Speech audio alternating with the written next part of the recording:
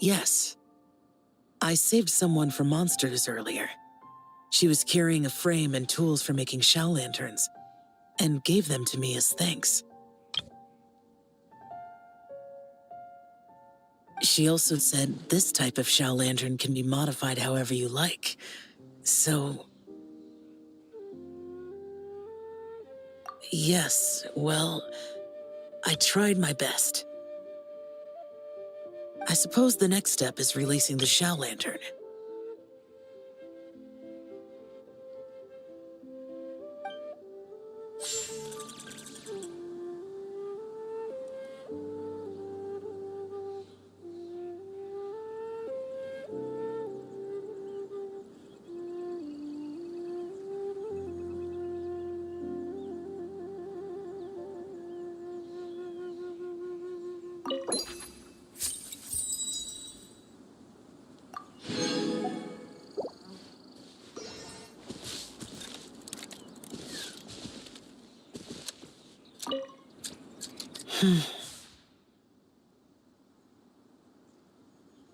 Happy Lantern Rite to you as well.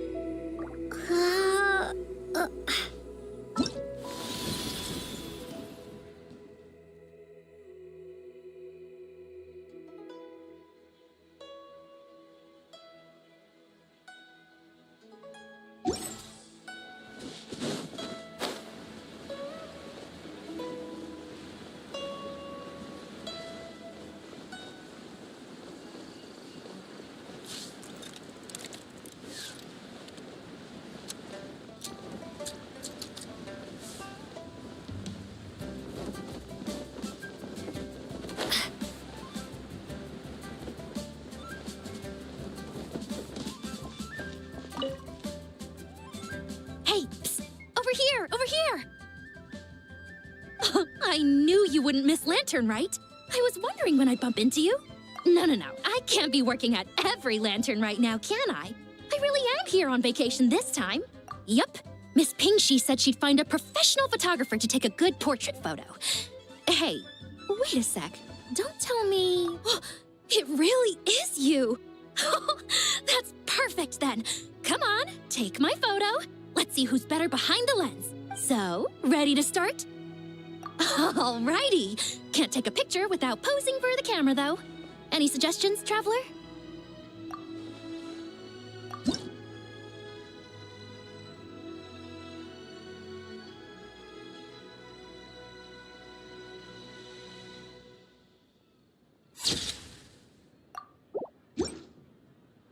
Done?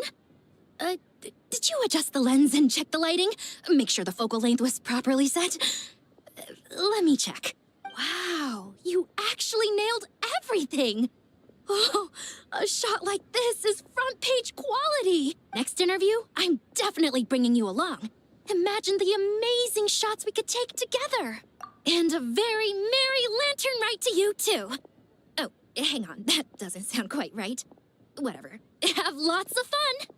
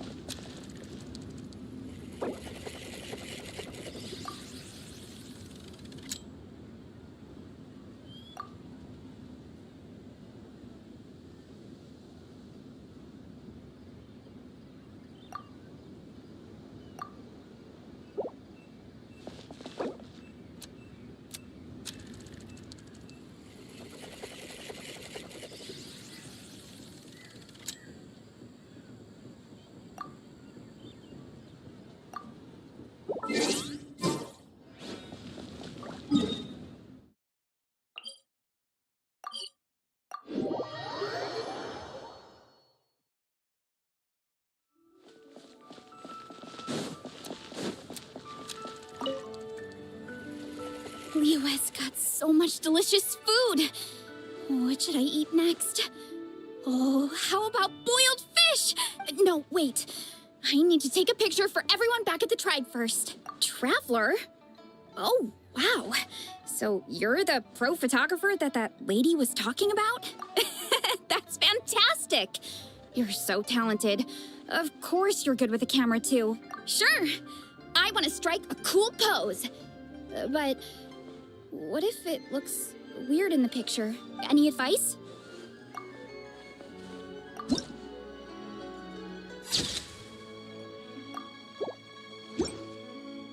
Done already? Well, let me see. Whoa, told you they'd be good! Now, what would be the best spot in the orchard to hang it? Thanks! Next up, some more delicious food. Starting with boiled fish.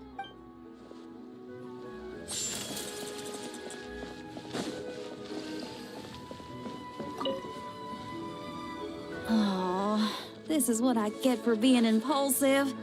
Making a Shao Lantern's no joke. Traveler? Oh, ain't that something? It is you! Happy Lanternlit. Yeah, Miss Pinkshi gave me the frame, but I designed all the details and made all the ornaments myself. Pretty rad, huh? I even gave Hu Tao a few. Oh, shoot. I totally forgot I promised Hu Tao I'd help her make some Shao Lanterns, too. I gotta release this one pronto.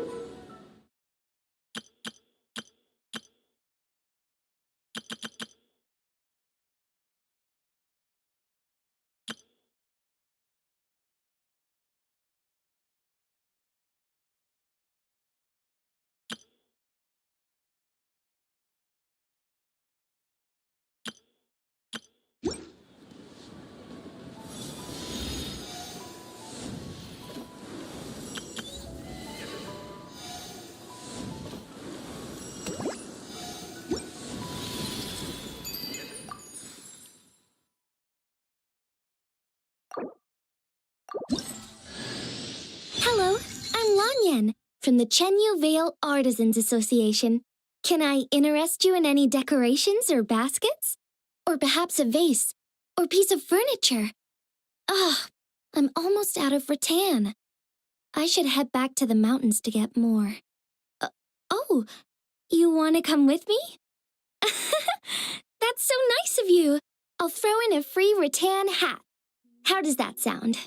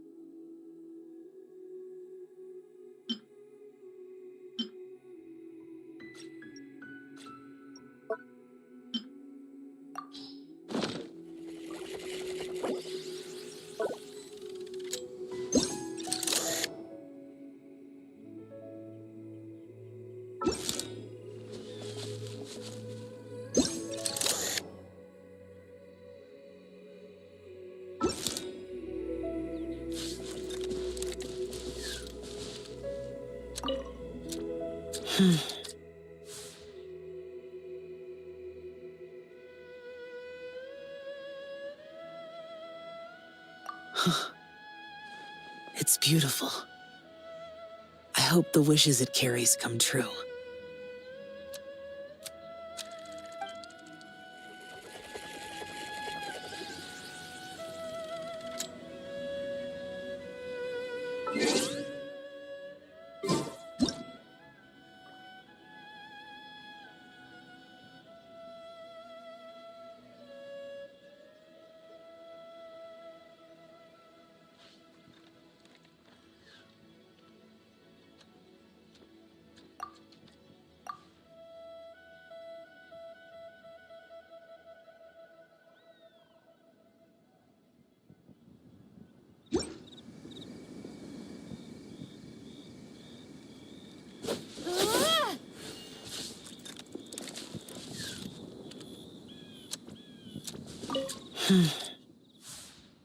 Happy Lanternlit to you as well.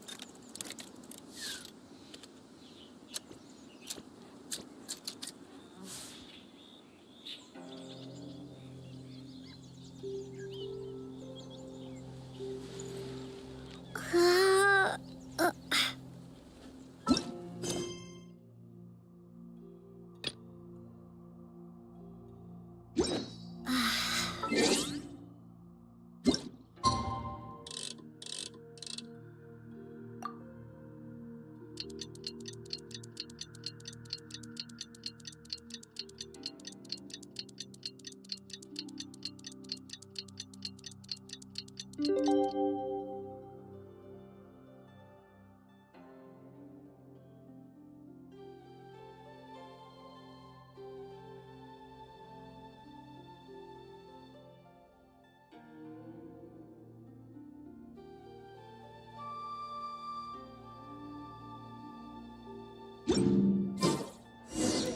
time to meet back up with Xiao. Let's head to Mount Outsong.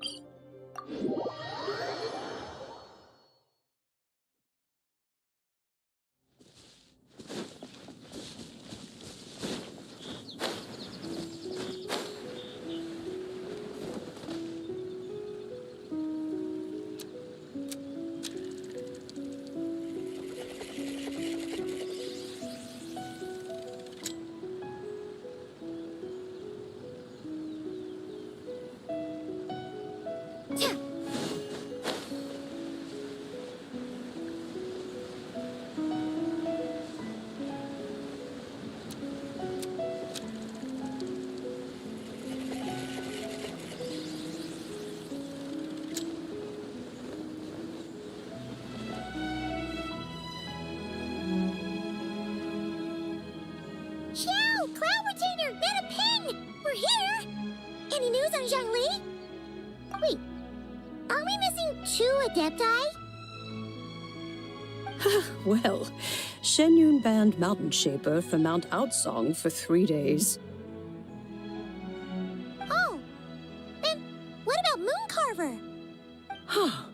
The scheme to plant mint in one's abode was one those 2 fools devised together? And when it comes to punishment, one does not discriminate. His banishment ends in 3 days as well. Wow, that's pretty harsh, Cloud Retainer. Let's get down to business. We have news of Rex Lapis. Huh? Isn't that... Yes, Rex Lapis's geopillar. It descended from on high this morning. He must have sent it for a reason, but it does not respond to our touch. So, what does it mean? Is he in trouble? Not necessarily. It could be a message only a specific person is meant to receive.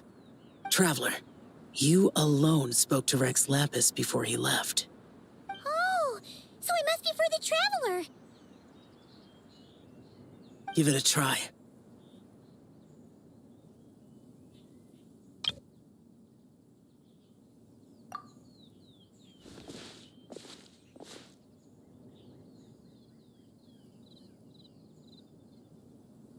Come to the spring on Mount Qingse. I have left an entrance for you.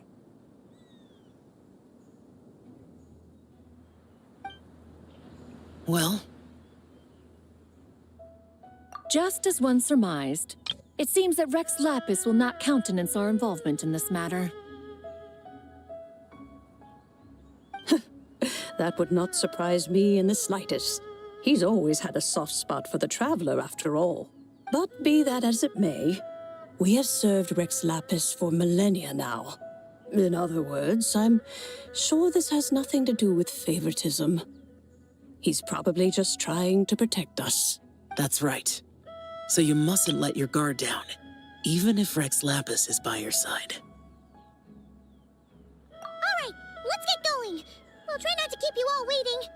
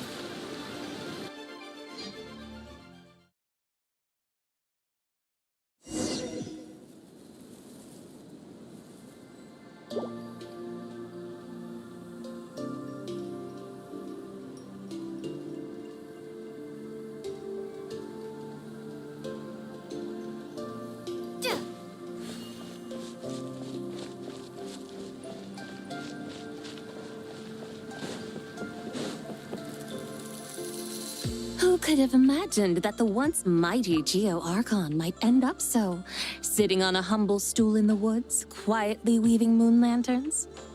You really do look like an old man now. This is a Shao lantern, not a moon lantern. In ages past, when the gods waged war and the world was in turmoil, these lanterns were lit to guide fallen warriors back to their homes. Had you tarried in the mortal realm for but a little while longer, you might have become quite accustomed to them. Even so, it bears such a striking resemblance to the moon lanterns they used to offer up to the heavens. Could this truly be mere coincidence? Perhaps in some sense it is, yet in another, it isn't. For instance, who is to say that some of Langan's magnificent jade did not become part of the very foundations upon which Liyue Harbor now stands? It is conceivable that this ritual was transmitted in such a manner too. Now, let's not let ourselves get carried away. For all its splendor, do not forget that, in the end, even Langan could not escape its heaven-sent fate. Alas, it is just a pity that the little creatures of this world may never again lift their eyes to the moon, even should misfortune befall them. But you, Geolord, now that you rule this realm, why take the trouble, not to mention the risk, to visit one who bears such profound guilt as I? Are you not afraid that you might be sullied by the curse of time that was laid upon me?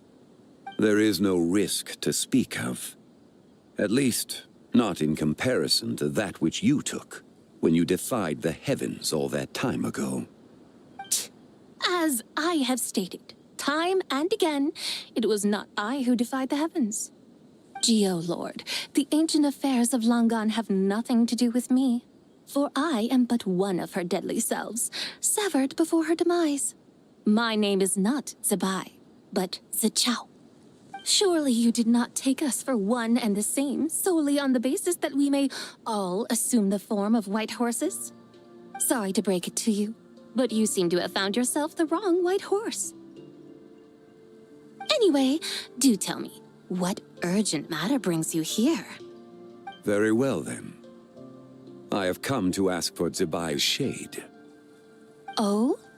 So, the Geolord has set his sights upon Zebai's human soul. And what is it that you intend to do with it? The world outside is changing. With the new moon's birth, the confines of the Shadow Moon are gradually disintegrating. In other words, the heavenly soul is set to return. Consequently, strange phenomena have manifested within Langan's former domain, leading to the earthly soul's reappearance as well. The last of the trio, the human soul, is in your possession. Most intriguing.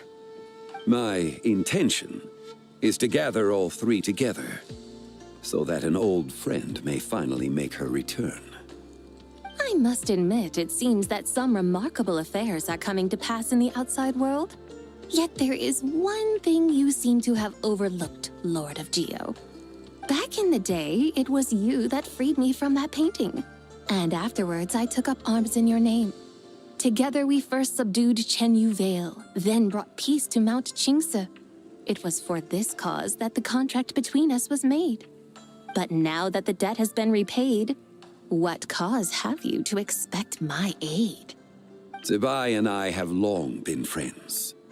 Given not only that you were manifested from a corrupt desire within her divine form, but that you also possess a fragment of her soul, how can you purport to be the wrong white horse?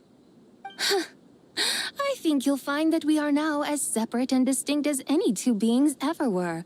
What once shone with radiant purity has long become dust. What you see is no longer what it was.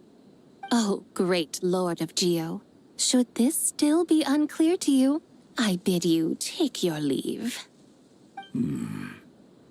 It seems that the fault lies in my own lack of consideration. As you wish, I shall let this matter rest. Wait! One moment, if you will. Should this not be your opportunity to propose a new contract? The part where you make me an offer I simply couldn't refuse? Even those puny mortals know how to haggle when striking their bargains. Should you, the famed god of contracts, not likewise strive for success through negotiation? Come now, enough with the posturing. It's time to name your price. Very well. I had, in truth, prepared a new contract for your consideration. I knew you would not come before me unprepared. Yet, you should know that I want for nothing, for I live in the mountains, carefree and untroubled. Occasionally, I even find sport in teasing the mortals who stumble into my presence. Then why persist in telling them those ancient stories? I speak of what transpired before the sky collapsed and the earth sank into itself. That is merely my way of passing the time. And what of it? Would any believe, much less remember, the ramblings of a mountain hermit? Those tales have long since spread throughout the mortal realm. Who? Should my words prove insufficient, I invite you to see the world for yourself. To this end, I have found you a pair of trusty guides. The Lantern Rite is presently underway in Liyue, and should prove quite intriguing for you. So this, then, is the contract you have prepared for me? Indeed it is. Think of it as a contract for a one-day festive excursion.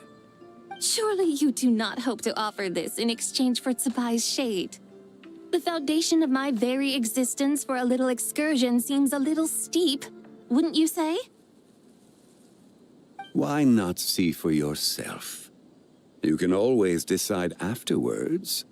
The final determination, of course, shall rest with you. Is that so? Then perhaps this deal might not be entirely off the table after all. Where then are these guides of which you speak? Hey, it's Young Lee! Oh, we've been looking for you everywhere. We thought you might have gone missing. You're here. So these are my guides. Well, well. They certainly look the part, I'll give you that. Guides? Oh, you poor innocent little creatures. The benevolent Lord of Geo has sold you to me, which means that for the rest of this day, you belong to me. Sold us to you? Just what have you gotten us into, Zhongli? The situation is not quite as dire as that would sound. I ask only that you accompany my Adeptus friend on a tour of Liyue. I would suspect that depends on how well you entertain me. Entertain you? Let us start with this Liyue harbor of which I have heard so much. Nowhere is quite so fascinating as a place teeming with little mortals. How come this Adeptus sounds so different from what Paimon imagined? Okay, we'll take care of it. Get ready to find out why they call Paimon the best travel guide in all of Tibet.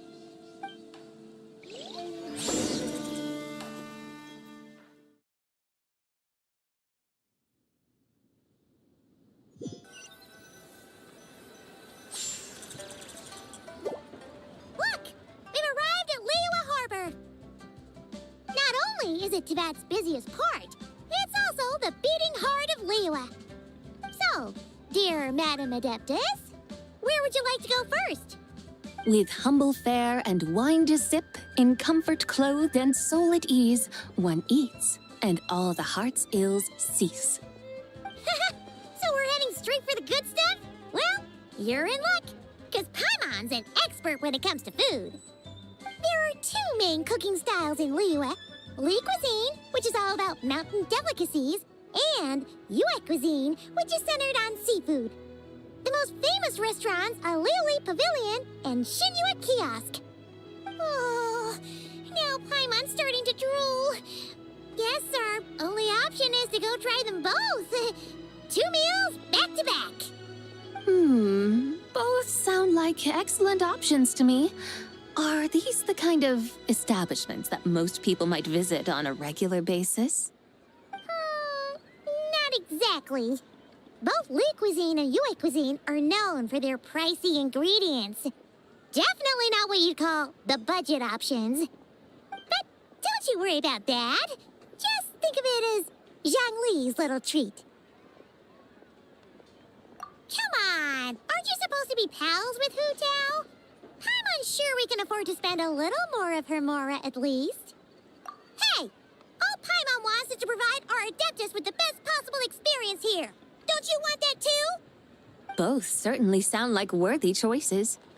Just now, though, I happened to see a porter pass this way. Where might individuals like him go to eat? A hungry porter, huh? Oh! Paimon knows just the place! Yep. Nothing fancy schmancy there. Just tasty dishes made with simple ingredients in a variety of different styles. Most importantly, it's great value for money, too. No wonder everyone loves it, huh? Oh, and the owner happens to be a good friend of ours, too. One mean restaurant. Yes, even the name itself feels lively and down to earth. All right, let's make it our first stop. Yippee! That's a great choice, too. Alrighty, let's head over there right away. Paimon can't wait to dig in. Wamin Restaurant, here we come.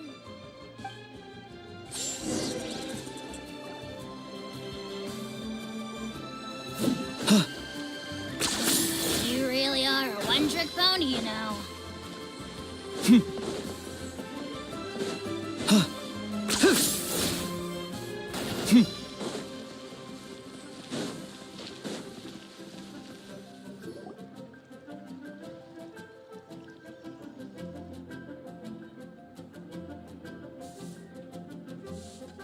Shangling, Chef now, we're here. Oh, hello there. What a surprise to see you two. Welcome, welcome. Hey there, Traveler and Paimon. We're a little busy today, so grab a table while you still can. But I don't think I've met this lady before. Is she a new friend? You could say that. Oh, I see. Well, hey there. A friend of the Traveler's a friend of mine, too. Don't worry, we'll take good care of you. Just order whatever you want, it's on the house. By the way, I'm Zhangling. I cook here at One Mean Restaurant. What's your name? Miss Shangling, have you ever heard of the White Horse Adeptus? Of course. What about her? I am her, and she is me. Huh? You mean you're an Adeptus? Oh, you young'uns crack me up. Come on, Xiangling. You've got to keep up with the times. Haven't you heard of cosplay? It's like a role-playing game where you dress up as famous characters and pretend to be them. Seriously, it's all the rage, and it looks like this young lady is quite the expert. Your friends sure keep their fingers on the pulse, huh, Traveler? Wow, Dad. Didn't know you were so tuned in. But how come I haven't heard about it? You gotta listen to our customers.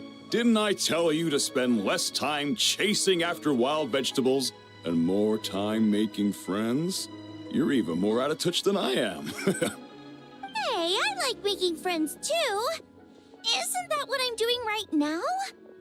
Anyway, even if it is just a costume, is it all right if I still call you White Horse Adeptus?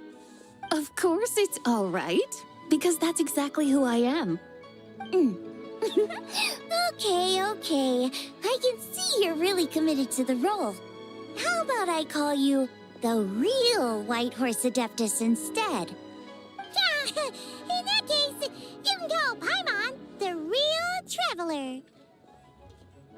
Yeah, right. You could have at least switched outfits. Puny mortals. Nevertheless, I suppose it might be amusing to indulge in your little charade for a while, at least. All right, go grab yourselves a table. I'll come take your order in a bit.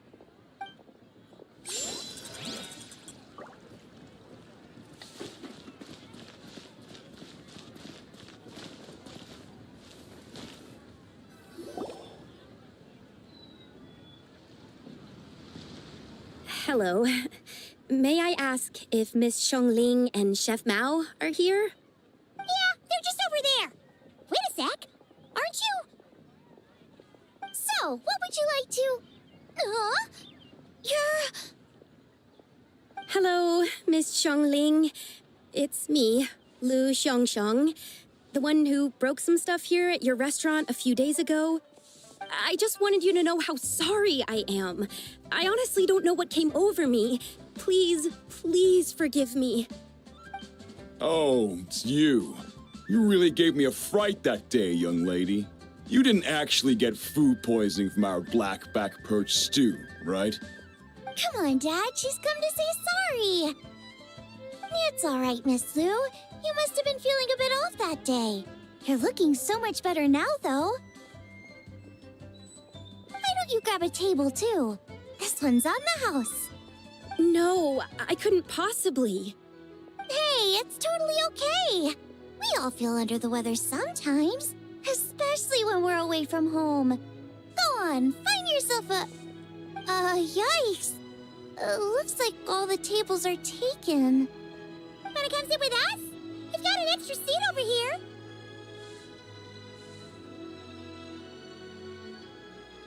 Thanks, guys. So what would you like to eat today? Feel free to order anything you like. I should very much like to sample your renowned poisonous blackback perch stew. It wasn't poisoned. That was all on me. So that's one portion of blackback perch stew. How about you guys? Paimon wants... Sure thing. Looks like Paimon's having trouble making up her mind. Anyway, I guarantee you'll love it. Let me think. Well, since the blackback perch stew is on the spicier side, I guess it makes sense to balance it out with a serving of stir-fried shrimp. And since it's Lanternlit season, you better try out the triple-layered consommé and come and get it too. Those are our seasonal specialties. As for the carbs, since we've got a full table, how about some right at home? Along with our special chili mince cornbread buns.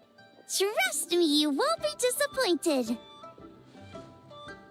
Then for dessert, I'll whip you up some Lucky Snow Delight. I just came up with it a few days ago, and I can't wait for you to try it. Wow! Sounds like quite the feast. Looks like Paimon's in luck today. Am I the only one who thinks that's way too much? Not at all. Don't worry, I know what I'm doing. And to top it all off, our star dish, Adeptus Temptation. You should know that we don't often serve this here at Wanmin Restaurant. But since this is my first time cooking for the White Horse Adeptus, I'm pulling out all the stops. Okie dokie, just sit back and relax. I'll have your dishes out in no time. Hold on. Did I just hear Miss Xiongling mention the White Horse Adeptus? You did indeed. And you're looking right at her. That's a joke, by the way. She's cosplaying. Oh, I see. Phew, almost believed you there for a moment. Tell me, little one, what business might you have with the White Horse Adeptus? It's a long story. Basically, a while back, I took part in an archaeological dig over at the chasm. While we were there, we discovered a number of relics.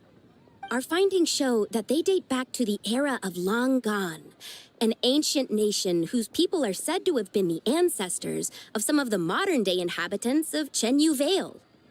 And why might such matters concern the White Horse Adeptus? Because some of those relics not only seem to contain textual references to her, but even depictions of what she looked like. There have long been legends claiming that the White Horse Adeptus was a deity of that era, but there are plenty of other theories out there too. If I could just locate some more detailed records, I'm sure we'd be able to find out so much more. So you're into history? Well, to tell you the truth, I actually joined the archaeological team by sheer accident. But once I'd started down this path, I knew that I wanted to make something of myself. Recently, though, things seem to have taken a turn for the worse. I still can't believe I caused such a mess and even ended up hurting someone. Oh, so you're considering becoming a martial artist now instead? No, I mean, they weren't seriously hurt. It was just a few scratches, and they let it go after my mother compensated them. Either way, my career's pretty much over. And even though both the victim and the Ministry of Civil Affairs say they won't be pursuing the matter any further, my father says he's going to punish me according to our family rules. Family rules? Yeah, he's decided to ground me. I'll have to return to Chaoying Village after Lanternlit, and goodness knows when I'll be allowed to leave again. Wow, that's harsh. Sounds like the kind of thing only rich, super traditional parents would do. We're not exactly rich, though. All we own are a few tea fields in Chaoying Village and a guest house in Liyue Harbor. A guest house? It isn't Baiju Guest House by any chance? Yep, he's my grandfather. So, you've heard of the guest house before? Small world, huh? Come to think of it, didn't Boss Lou mention something about hoping that the White Horse Adeptus would show up and let her divine power be known? Sure, but Paimon's guessing this wasn't exactly what he had in mind. Little one, it sounds to me that your family is rather well off after all. What then drew you to archaeology? Why subject yourself to such unnecessary hardships? Even if I stayed at home, there's no guarantee I'd lead a nice, easy life. Just look at my father.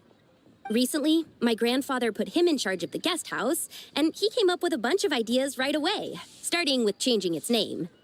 That didn't turn out well, though. My grandfather yelled at him for days, even calling him a bad son, and they still haven't let it go. Oh, Paimon thinks we might have heard about that too. Long story short, being dependent on others is never fun. You just end up being completely under their thumb. That's why I want to make it on my own out here, no matter how hard it is. After all, as the saying goes, to rise above others, one must endure the hardest of hardships. What's so funny about that? You poor, innocent little creatures never fail to amuse me. To think you would endure all manner of hardships in your brief time on this mortal plane, and all that merely to rise above others. I would have thought that the wiser path would be to simply roam this world as I do. Huh? Tell me, what is it that you truly delight in? Archaeology? Martial arts? Tea planting? Or perhaps the keeping of a guest house? What I delight in? Yes. Surely there must be something you don't find quite so exhausting. Whatever delights you should not feel like a burden. But do things like that really exist? Of course! Take Miss Xiangling, for instance. I defy you to detect even a hint of hardship on her face when she wields her walking spatula.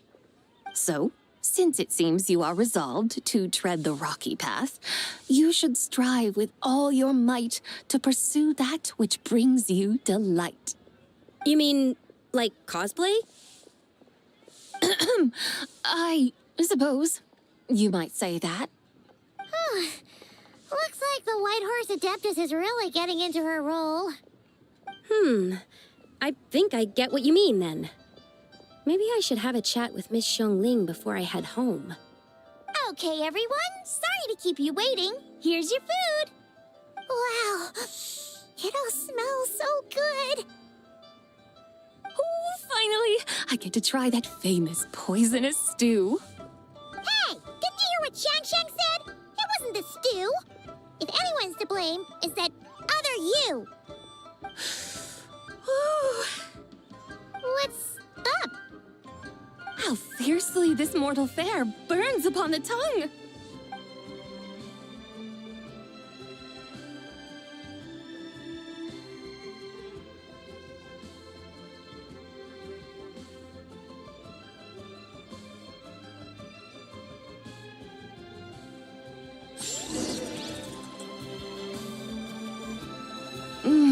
Most satisfying as poisonous stews go. So, where to now? Time, I think, to seek out some diversion? Oh, there's plenty of entertainment options in Liyue. Paimon will tell you that. The locals like to drink tea, walk their pets, play chess, watch operas, attend storytelling performances. Storytelling performances? You know, like listening to people telling stories. They're usually based on old Liyue legends, just like their operas. Stuff like the Divine Damsel of Devastation, Through the Eyes of a Dragon, or the Sanctification of Tao Do. What about the story of the bright moon that sits in the sky above us? Paimon doesn't think she's heard that one. Still, the moon does come up quite a lot. It's even in the name itself. The Yue in Liyue actually means moon. Since we're on the subject, you like telling stories yourself, right? Why don't we go check it out? In that case, I'll have to trouble the two of you to lead the way. Awesome! Let's go! Third round knockout, here we come! It's just plain stupid.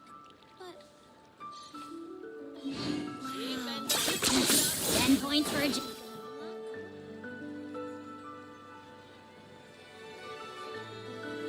What a tongue twister. I'd have made a complete fool of myself if I tried to say it on stage without practicing it first. Huh. Call yourself Iron Tongue, Tien. Wobbly Tongue, Tien, more like.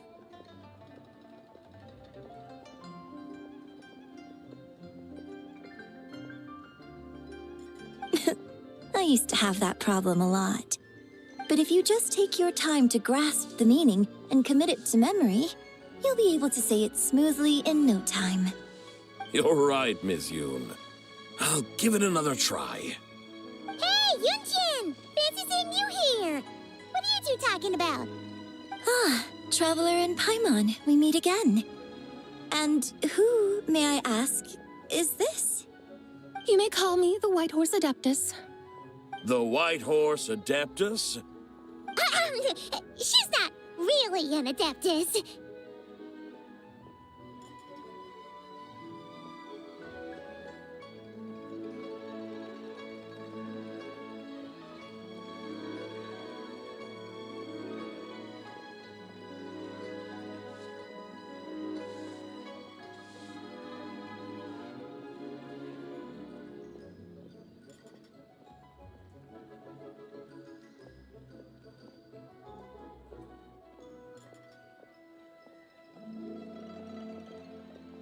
I see.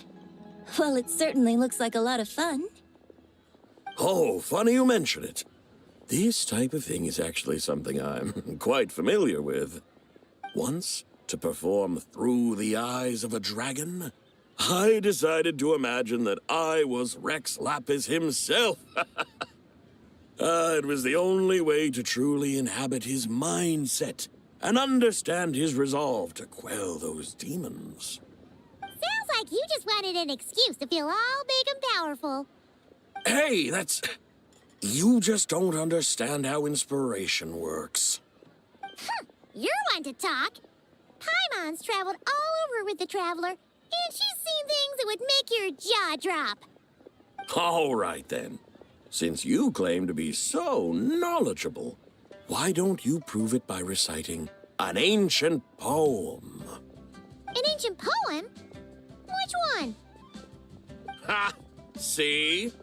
You mean to tell me you've never even heard of the ancient poem called An Ancient Poem? What kind of a title is that? Quit teasing, Paimon. We only just found out about that ourselves. He's talking about the writing on those ancient relics. When we first saw it, we couldn't figure out what it all meant. So in the meantime, we decided to just refer to it as an ancient poem. However, thanks to the painstaking work of the scholars who were tasked with decoding it, it seems like that's exactly what it was. Or rather, an ode offered in veneration of the moon and the White Horse Adeptus. Oh, yeah! Didn't Kuching mention that before?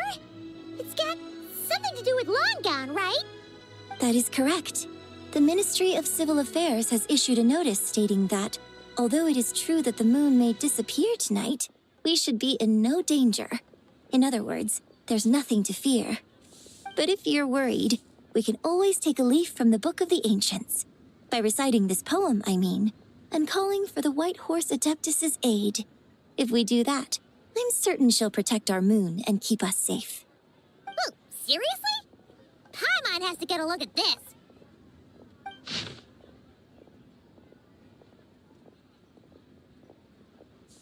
Under moon eternal, in radiant night, a maiden grants silk, soft and light?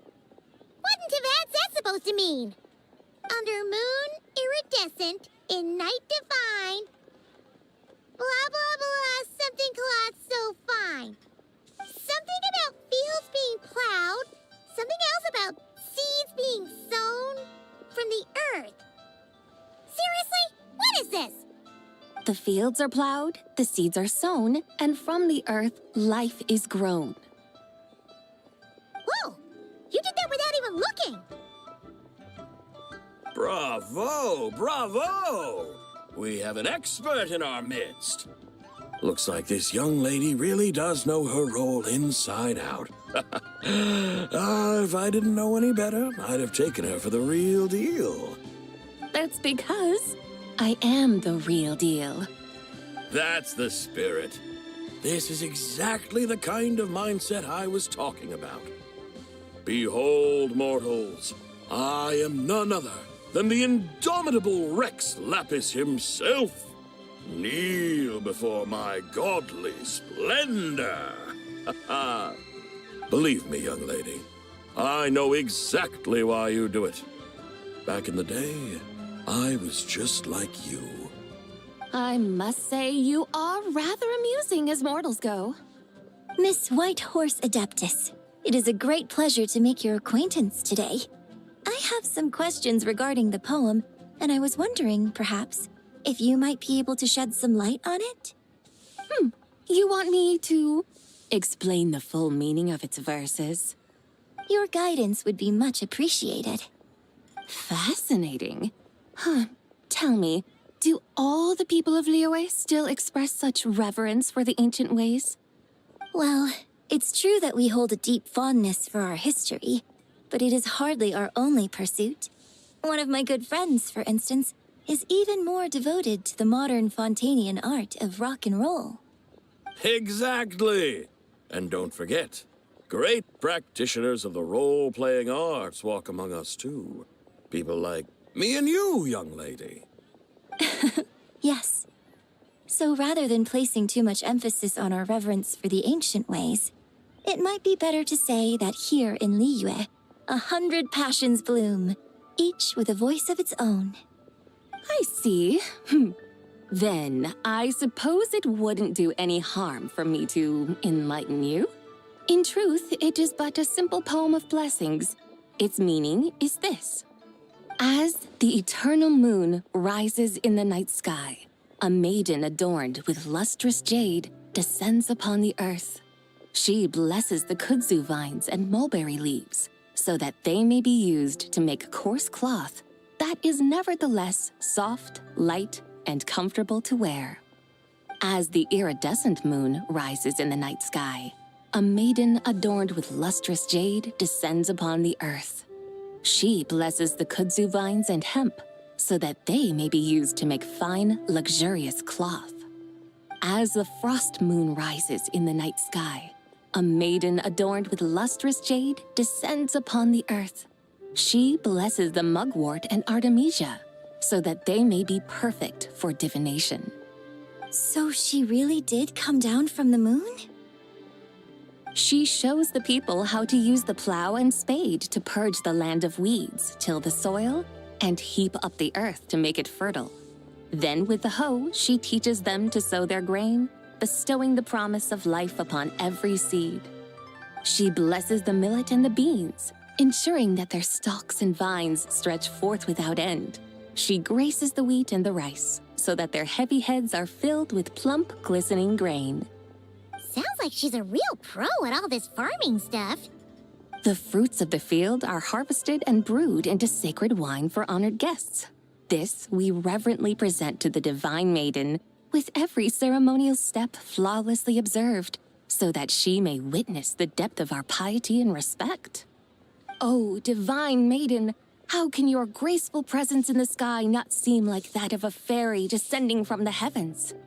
Oh, divine maiden, how does your pure and radiant form not resemble the guardian spirit of our land? I send my heart's desire, ascending to the heavens, beseeching you to grant us good fortune and blessings in the coming year. Huh? So, that's what it's supposed to mean?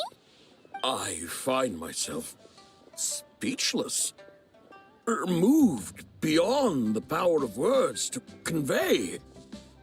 Oh, young lady, you have shown me the heights to which a true role player might aspire. A truly remarkable performance. I did not anticipate that anyone could unravel this poem with such depth and clarity, and so soon after the Ministry of Civil Affairs noticed, too. I'd even begun to consider myself somewhat versed in the matter, but as they say, there's always someone more knowledgeable out there. Allow me to extend my thanks to you, Miss Whitehorse Adeptus. You are far too humble, young one.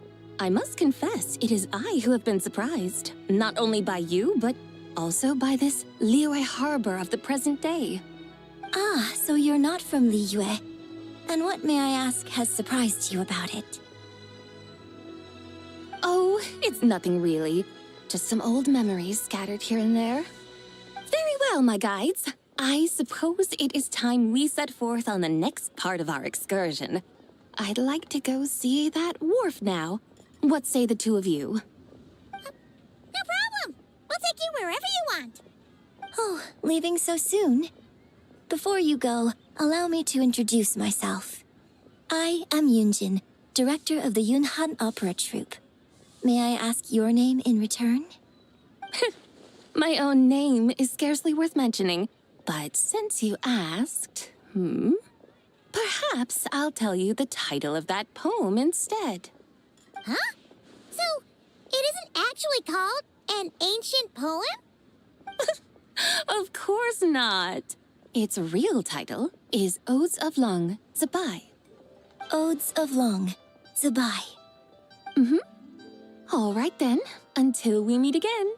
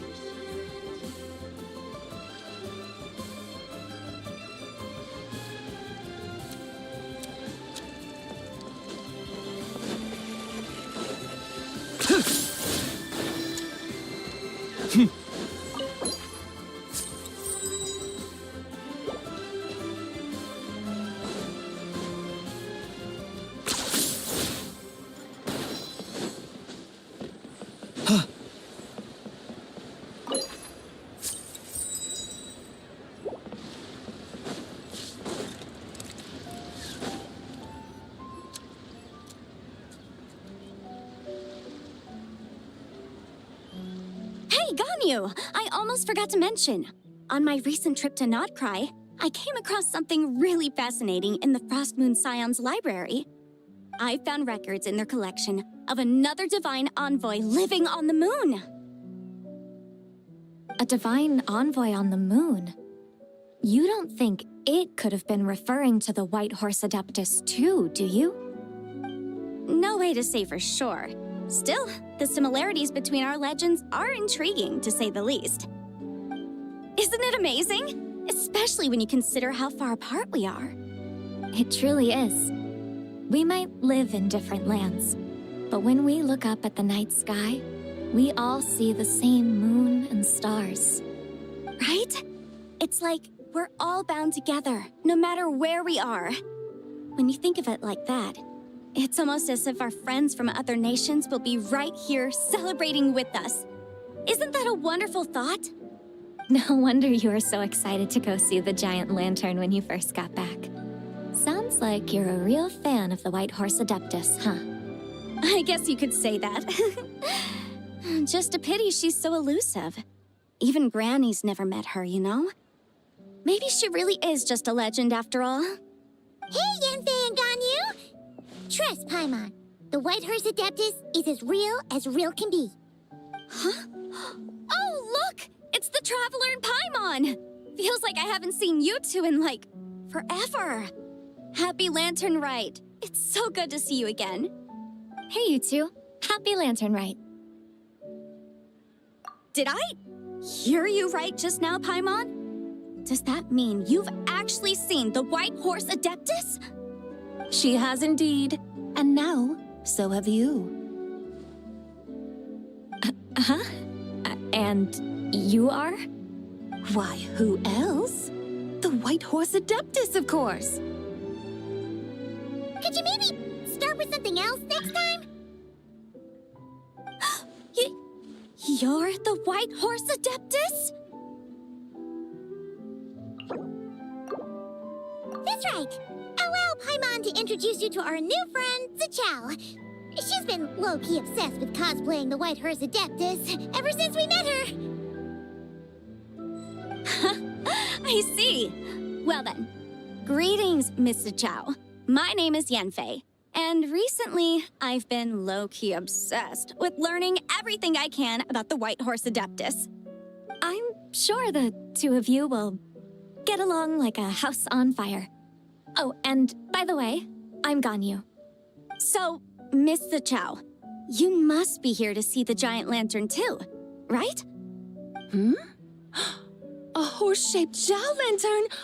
Is that what I think it is? That's right. A lantern made to honor the White Horse Adeptus herself. Isn't it gorgeous? Huh? What are you laughing at? Both the lantern and myself. What do you mean? Oh, this lantern truly is an artistic masterpiece. But tell me this. Have any of you ever seen a horse before?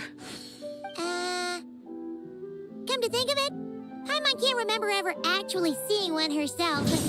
What? Oh, this horse appears to be mid-trot, but it has adopted what is called a lateral gait, where the legs on one side of the body move together in unison. A rather rare sight indeed. Just now, I suddenly pictured myself, I mean, the White Horse Adeptus running the same way. The image was so absurd, I could barely contain my mirth. Oh, really?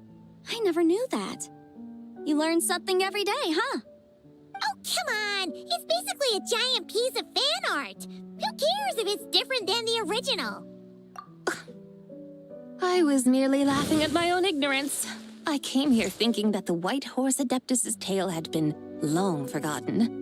Yet here I am, gazing upon a lantern made in her honor. Well, you couldn't have been more mistaken. There are so many tales about the White Horse Adeptus, I'm starting to lose count. Just off the top of my head... Just so you know, Yanfei, we've heard it all like a million times before. But there's one thing I can guarantee that you haven't. Huh? You mean like a new chapter of her stories come to light? Mm-hmm. And I heard it from Ganyu just yesterday. Hey, why don't you share it with the others? Sure, no problem. Where to begin?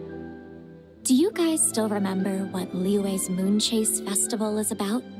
Of course! It's a festival held in honor of the Stove God. That's right. But it took a really long time for the Stove God Festival to become what it is today. In its earliest form, it was actually an adeptal ritual known as the Moon Chase Rite. Paimon remembers Madame Ping mentioning that before, but she never explained exactly what it was. According to Cloud Retainer, the Moon Chase Rite was originally a ritual meant for communicating with the moon. Communicating with the moon? But for what purpose? At first, Cloud Retainer wasn't entirely sure either, as it was always Rex Lapis who performed the ritual. Whoa! Rex Lapis did it himself? Must have been a really important ritual. That's right. Unfortunately, despite numerous attempts, they never actually received any response from the moon, which is why they eventually stopped performing it. But then, just yesterday, Keqing took a picture of the moon being obscured by a dark hole to Cloud Retainer and asked if it had anything to do with the Moon Chase Rite. The moment Cloud Retainer saw it, it suddenly dawned on her that the rite might have been an attempt to reach the White Horse Adeptus all along. Does that mean Zhongli's been trying to bring back the White Horse Adeptus all this time? So how about that? Bet you never thought there might even be a link between the White Horse Adeptus and the Moon Chase Festival. If Keqing hadn't taken that picture to Cloud Retainer, we would never have known any of this. This is probably what Keqing was referring to that day when she mentioned there were some ideas she wanted to follow up on. So, Geo Archon. All this time, you've been striving to awaken her. Huh? What do you mean, awaken? Nothing. What I truly meant to say was, this new insight you've provided has been truly eye-opening. Oh, by the way, my trusty guides, I've been meaning to ask, where in Liyue Harbor might one enjoy an expensive scenic view? Huh? We're off to the next stop already? But Paimon's barely done digesting that lore bomb just now. All the more reason to find the right spot to let it sink in. Oh, so that's what you're up to. A tour of Liyue Harbor? In that case, if you're looking for a spot with a panoramic view, I'd recommend Yujing Terrace. That's a great idea. Since the terrace is on higher ground, the sea view from up there's so much better. Great! Well, the lantern ride's about to start, so we should get back to Granny's now. Hope to see you all at the festival tonight. Oh, you're off too? All right then. See you both soon. See you soon!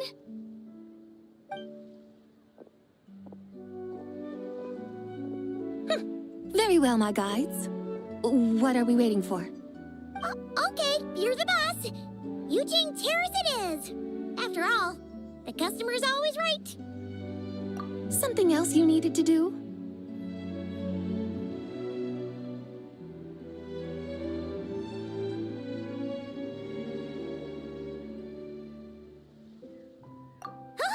Paimon likes that idea. And what, may I ask, is a photo? It's this awesome invention that lets you record moments in the blink of an eye. Except, you've gotta try not to actually blink. Oh? What must I do in preparation, then? Nothing. All you gotta do is choose a pose. The Traveler will handle everything else.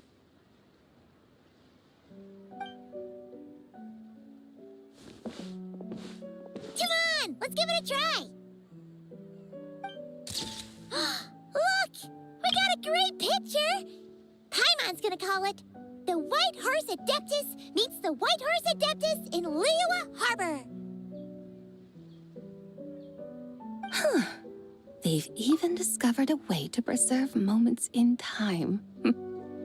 Now I truly am curious to witness what else these mortals might accomplish.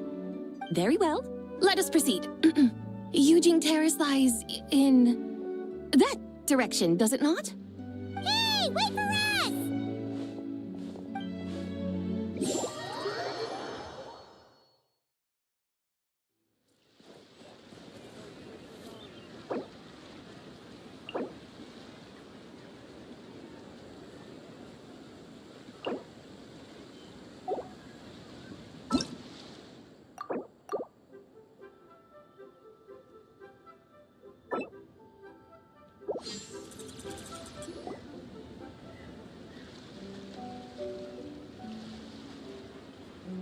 Hey, Ganyu! I almost forgot to mention. On my recent, I found records in their collection of another divine. A divine. No way to say for sure. Isn't it amazing? It truly is. Right? No wonder you were so excited to go see the giant lantern when you first got back. So I guess you could say. Hey, Yanfei and Ganyu! Trust Paimon. Huh? Oh, look! It's the Traveler and Paimon! Feels like I haven't. Hey, you two. Happy Lantern Rite.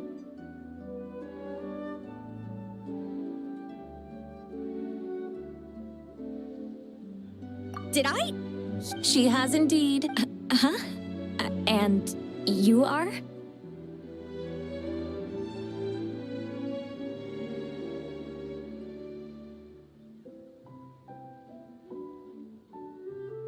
Why, who else? The White Horse Adeptus of... Could you maybe start with something else? You're the White Horse Adeptus? That's right. Allow Paimon to introduce you to our new... I see. I'm sure. So, Miss the Chow. Hmm? That's right. Huh? What are you laughing at? Both. What do you mean? Oh, this lantern... Come to think of it, Paimon can't... Oh, this horse just now. Oh, really? Oh, come on! He's basically a giant piece of... I was merely laughing at my own ignorance. I came here thinking that the White Horse Adeptus's tail had... Well, you couldn't have been... Just so you know, Yanfei... Uh-huh. But there's one... Huh? You mean... Mm-hmm. Sure, no problem. Of course! That's right. In its earliest...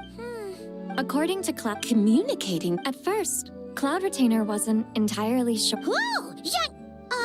Rex Lapis did it himself?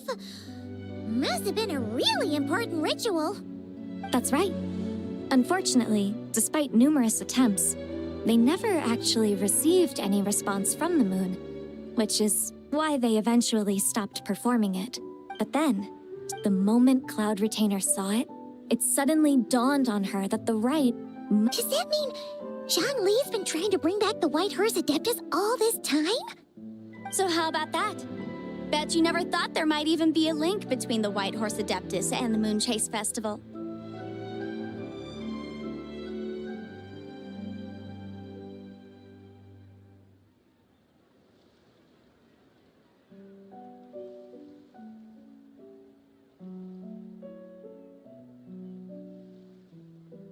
If Kaching hadn't... This is probably what... So...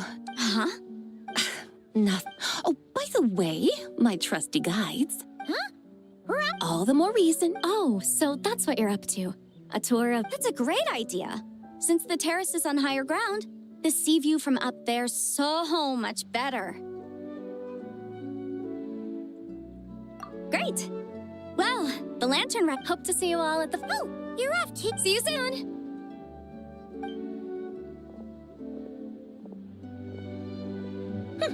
Very well, my guides. What are we waiting for? Okay, you're the boss. Eugene Terrace it is. After all, the customer's always right. Something else you needed to do? Oh, And what, may I ask, is a... it's this awesome invention that lets you... Oh? What must I do in preparation, then? Nothing. All you gotta do is choose a pose.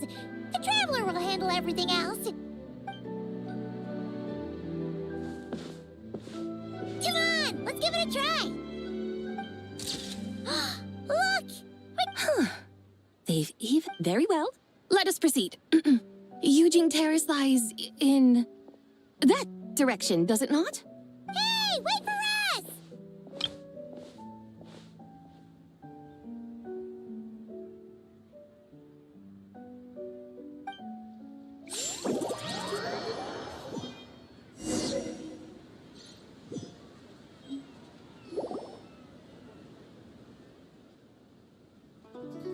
Truly a marvelous view if ever there was one. It seems the charm of this Liyue Harbor is only heightened by the sun's dying light. And soon, people will start releasing their Xiao lanterns to mark the most important day of the year. Practically everyone will be with their friends and family, eating a big meal, chatting, and even setting off fireworks. Trust Paimon, it'll look even more amazing then. What do you say? Want to stay to see that? No need. Let us bring this weary day to a close. Weary day? You mean you didn't enjoy your tour? I had imagined you would arrange for me to witness some grand spectacle. Perhaps the descent of divine beings, the manifestation of the sacred before mortal eyes, or the appearance of a selfless hero come to aid the helpless and downtrodden. Or, should that not come to pass, then at the very least spend a little more coin. For that, it seems, is how one finds true enjoyment. Alas, but there was none of these. Instead, we merely filled our bellies, listened to tales, and gazed upon a crude imitation of my likeness.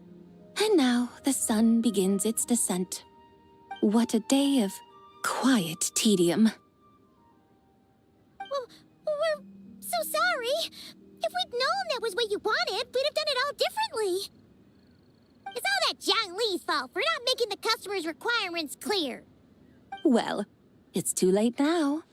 Do you still believe I would part with that soul fragment, now so intertwined with my very being? But... I knew you were the more astute of the pair. Huh? You were just trying to scare Paimon? It seems the realm of the Geo-Archon has a way of making one more stony-faced.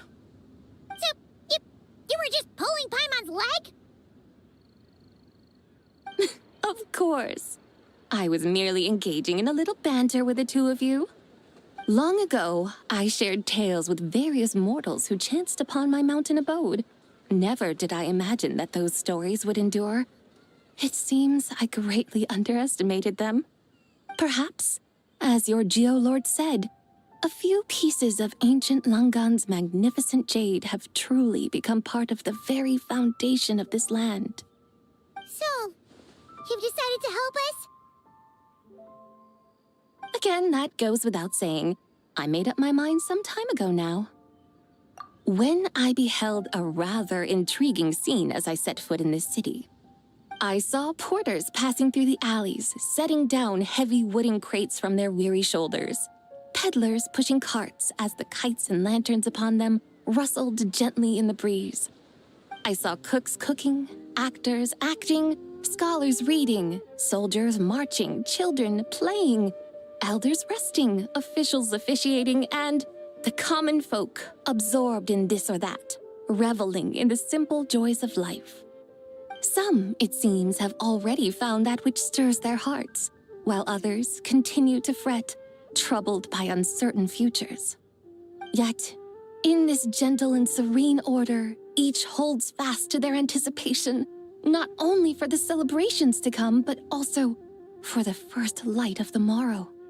Scenes I once yearned to behold now unfold before me, no longer in Langan, but in Liyue Harbor, thousands of years on.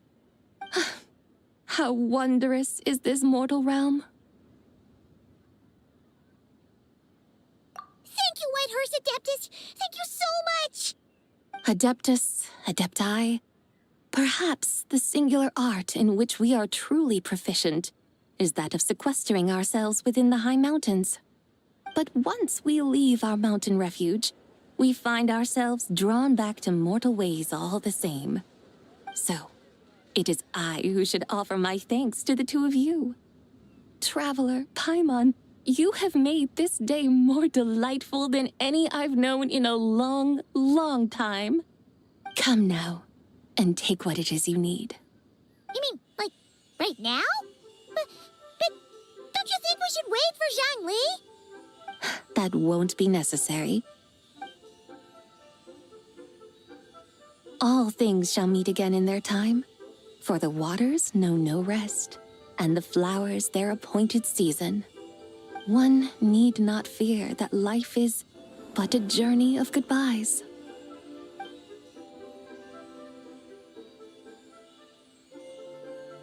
Is she gone?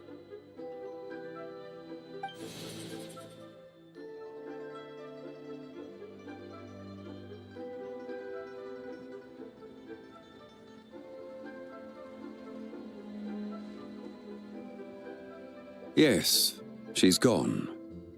A deadly self is formed from the body's impure vapors, so naturally it cannot survive long in this world. Had it not been sustained by the remnant of Zibai's soul, it would have faded away a long time past. Now that the remnant is gone, it has severed its ties to the mortal world. Zhangli! When did you get here? A while ago. I would have thought you'd at least want to say goodbye. Though mountains endure, the ceaseless waters will, at last, wear away their sharp edges. Thus must I meet the marks wrought upon her by the ruler of time with great caution.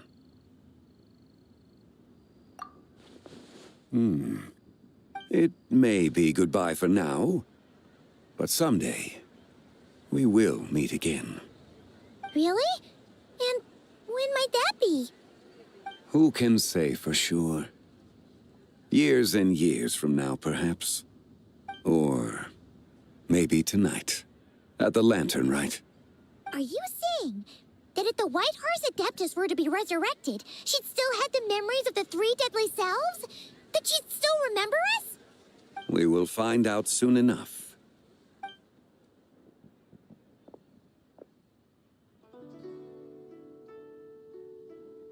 It is time.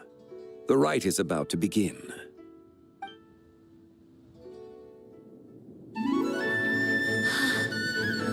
The rite is about to begin. Is the moon really gonna disappear? Got your lanterns ready, everyone? All set. Might be about time to put eyes to the sky. Wouldn't you say, Tianquan? Look!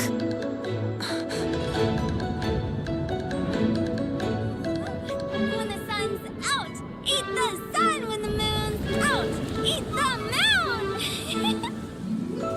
Whoa, is this the lunar eclipse? Under moon eternal, in radiant night, a maiden grants silk, soft and light. Under moon iridescent, in night divine, a maiden grants fiber for cloth For so you. fine. Under moon of frost, in night so great, a maiden grants tools to divine our fate. The fields are plowed, the seeds are sown, and from the earth, life is grown. The seedlings stretch, the crops do rise, and all unfolds before our eyes. Fruits are gathered, sweet wine is poured. These gifts we offer to our Lord. Pure as heaven, so fair and bright, she shines as light in this dark night. And with her does this, wish take flight.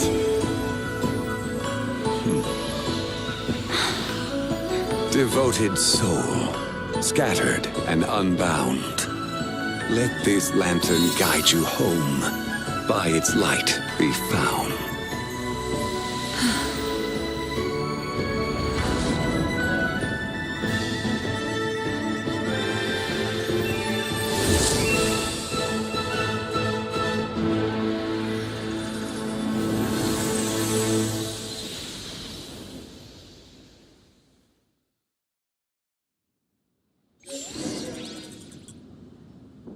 Did we do it? Do we finally get to meet the real White Horse Adeptus?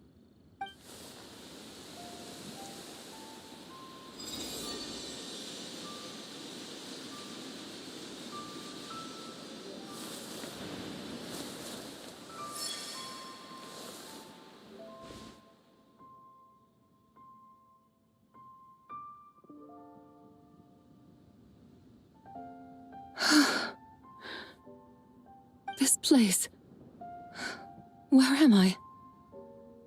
A familiar land, now known by the name of Liyue. Liyue? The peaks adorn the clouded moon. Then, who might you be? Oh no! She seems to have lost all her memories after all. And those countless lights in the sky. What are they? These lights, each like a dwelling in glad accord, usher in this day of joyous rebirth.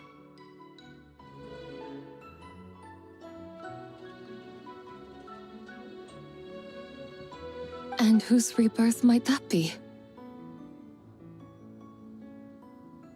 That of my old friend, Zibai.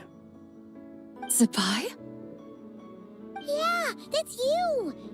Don't you remember anything at all? That's... me?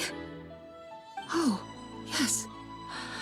The envoy of the Lunar Palace. My name is Zibai, indeed. Then you must be... the Lord of Geo, Heaven's Star. Many years have passed since we last saw one another. Zibai, my friend. Welcome home. Home? But why does this place, this Liyue, feel at once so strange, and yet so familiar? Who you are? Who are you? Ah, yes, I remember now. You are that treasure-hunting damsel, the one stricken by the poisonous fish stew. How goes your quest for treasure? You must have achieved both fame and fortune by now, I trust. Hey, you've got it all wrong! You're talking about Lu Shanshan! And how many times do we have to tell you? She wasn't poisoned! Sheesh! But I could have sworn... Oh, that's right. You're that impudent blonde youngster who kept meddling in my affairs. And to think you even had the audacity to presume yourselves worthy of being... What was it again?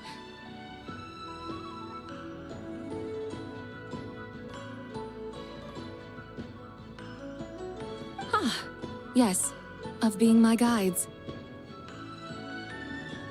How very wonderful to see you again, my most faithful and beloved guides. I trust all has been well in my absence? Well, she finally got it right. But that sudden mood swing felt even weirder. It's like her head's packed full of slimes. It is possible that her cells have not yet settled. After all, they've only just been brought back together. It may be some time before she fully recovers. Huh? You mean, kinda like she's still half asleep?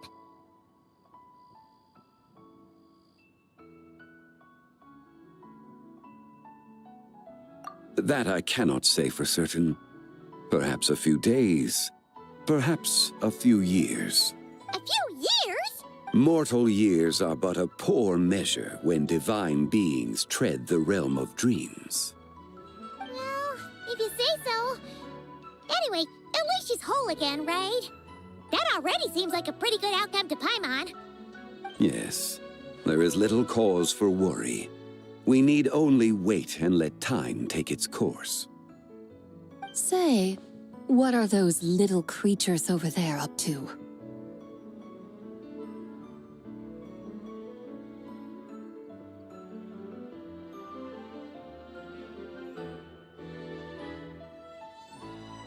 Celebrating lantern right, of course.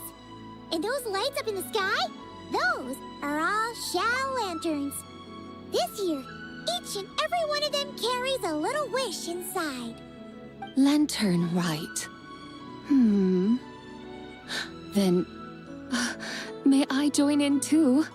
Of course! Why else do you think we've been running around like headless chickens these past few days? Tell you what, Traveler, why don't we take the White Horse Adeptus out to celebrate? Who knows? Maybe seeing some familiar faces might help her find her feet? Hey, Zhangli! You've got some time on your hands now, right? Why don't you come along with us? By no means a bad idea, Paimon. Oh, it's a bye. Before Paimon forgets. When we meet the others later, remember to wish them a happy Lanternlit. Happy, Lanternlit? Happy Lanternlit! Yes, happy Lanternlit indeed. Well then, let's go!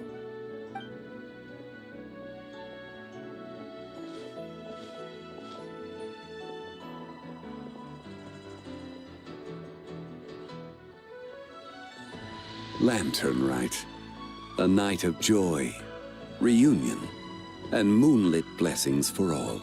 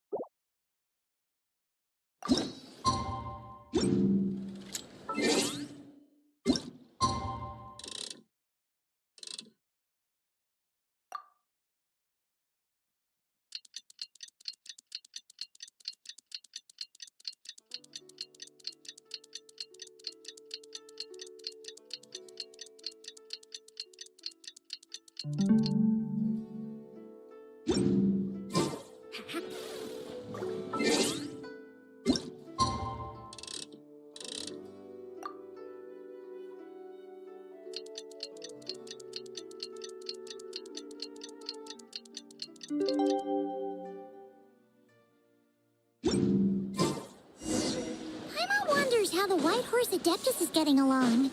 Maybe we should check in on her? We can ask Zhangli where she is.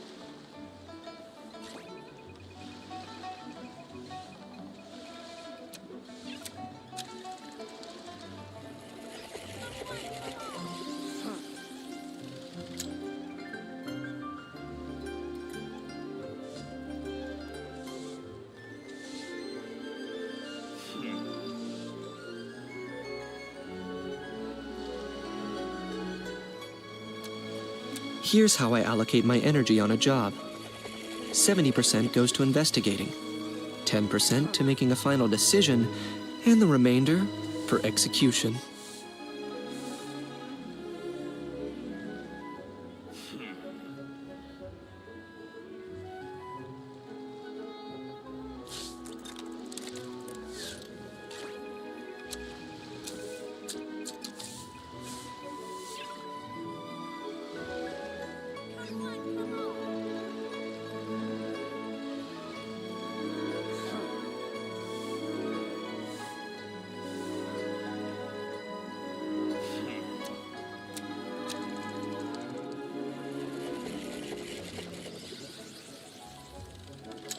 Hal loves being antagonistic.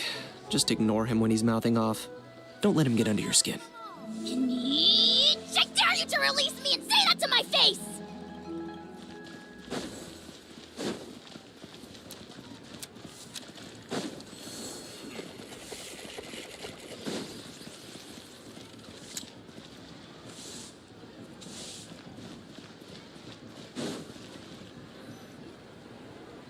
Oh, looks like Zhangli hasn't stopped by for tea today. Hey, are you two looking for your friend? Try going up that way. Is Zhangli up that way? No, but that young lady who was dressed up as the White Horse Adeptus the other day is.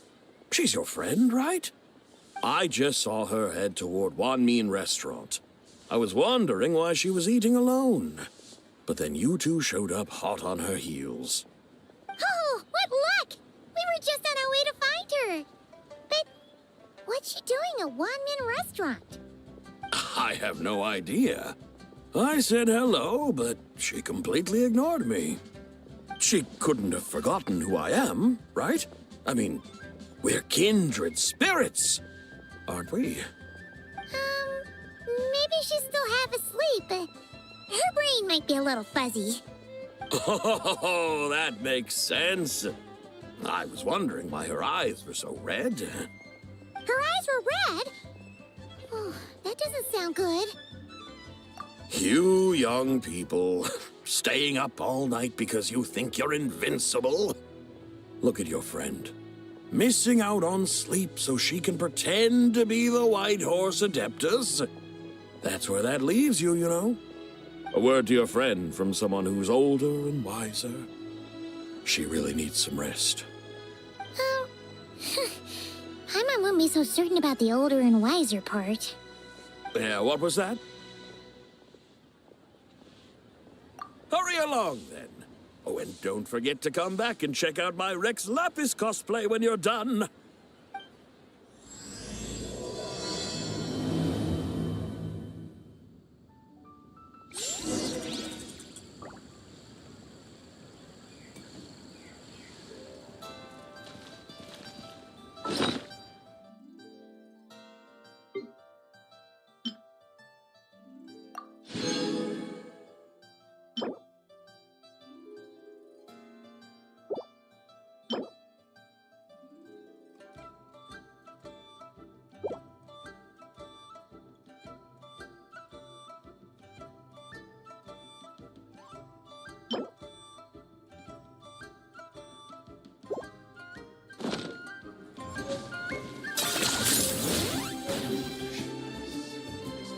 Where's the proprietor? Come out and see me at once! Xiangling and Chef Mao aren't here right now. What can I help you with? And who might you be? My name is Shenhe. I work here at Wanmin Restaurant. Shenhe. Shenhe. Are you that crane adeptus who loves planting mint? It's been a few days. Have you improved your gardening skills? Did you manage to cover the slopes with mint? Mint? I don't know anything about mint. But I am familiar with Qingshen and glaze lilies. Ha! Already casting mint from your mind. How can a practitioner of self-cultivation be so fickle, chasing after every new plant that catches their eye? I'm not sure I get what you mean. Are you delirious from hunger? Would you like something to eat? Shenhe,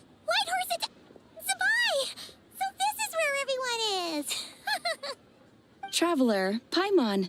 It's been a long time. Happy Lanternlit. Is this customer a friend of yours? Don't mind her, Shenhe. She's just a little cranky because, she didn't sleep well last night and she's only just woken up. Look how red her eyes are. I see. In that case, Miss Zabai, I have a tonic here infused with Genshin. It's cool and soothing when applied to the eyes. Would you like to try a few drops? Stop right there! Who are you two noisy children? Hey, have you forgotten about us already? Guides. Yes, I seem to recall something about some guides. Ah, yes, now I remember. What luck! I was just looking for someone to show me the way to Elong Wharf. Huh. Is she starting to come around? Someone requested my help in purchasing some tea leaves. I was informed they have discounted prices during the festival and that I shall get a good deal there. Tea leaves? This sounds like Zhongli's doing. He sure knows how to get people running errands for him. Your friend Rex Zhongli initially requested the most expensive tea, but then a young lady in a hexagram hat mentioned he'd burned through the Wangsheng Funeral Parlor's yearly expenses at an exhibition a few days ago. As such, he is only permitted to buy items that are discounted this month. Oh, that's his boss, Hu Tao. It's about time she realized the problem and put a stop to his spending sprees. Oh, I see. So that's why you're here. Unfortunately, Wanmin Restaurant doesn't sell tea leaves. If you're truly in need, I could gather some wild tea from the mountain slopes. You don't sell tea leaves? But I remember your boss, Miss Lu, saying that she owns tea fields. You really should get some rest. The person you're talking about isn't the boss of Wanmin Restaurant. She's just like you. She came here to eat. Is that so? Life really is full of surprises. What surprises? Your brain really is as gooey as a pack of slimes. Paimon can't believe Zhongli entrusted you with going all the way to Yilong Wharf and buying tea. That would be excellent, my dutiful guides. Ah, yes, Miss Crane. I apologize profusely for my improper behavior just now. Please forgive me. I completely understand. Master often says that the human body is like a mechanism in need of regular maintenance. When a person cannot rest at night, they are sure to become irritable and on edge. Miss Crane, you appear reasoned and compassionate on the surface, yet I sense dark forces churning within your spiritual core. Those red ropes you wear are what bind them, am I correct? Oh, you can sense that? Indeed. I also sense that with your strength, you might try undoing one or two of those bonds when training.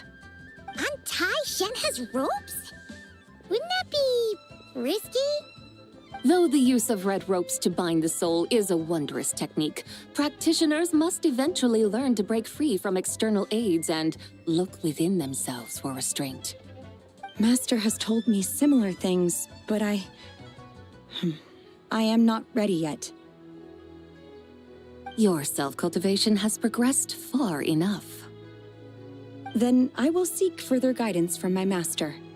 If you still have doubts, you can find me at the Baiju Guest House. I'll be taking up residence there for a while. For now, my dutiful guides, let us be off.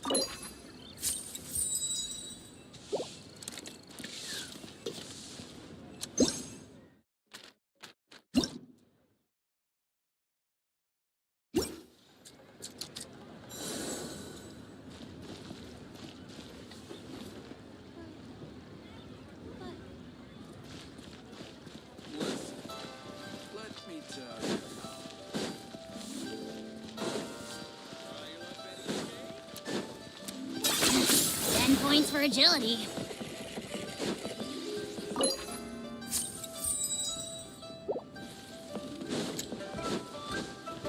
Hi.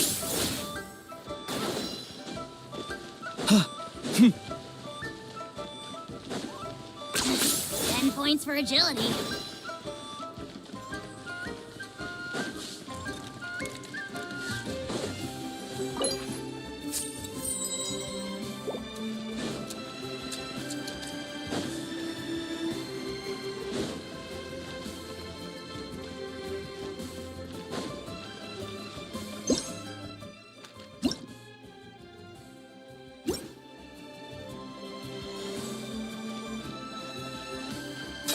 Hi.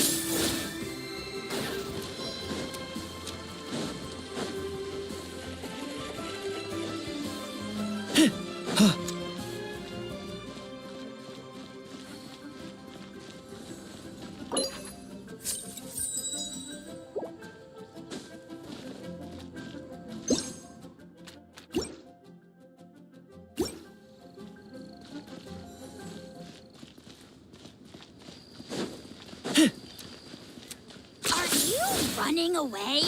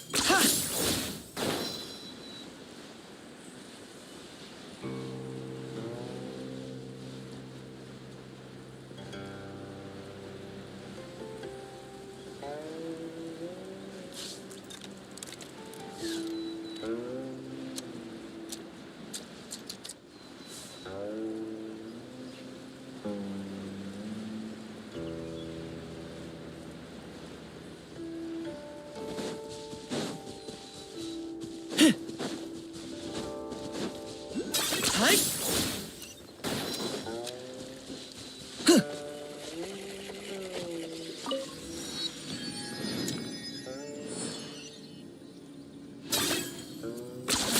You really are a one-trick pony, you know.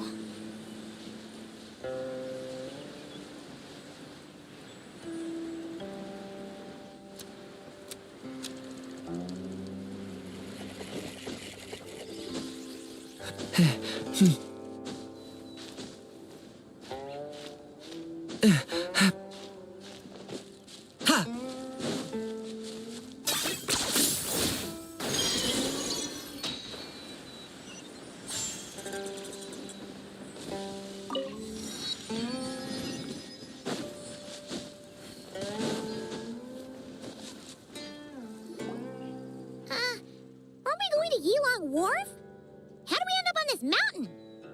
Is that small town over there not Elong Wharf? I sense a familiar scent wafting through the air.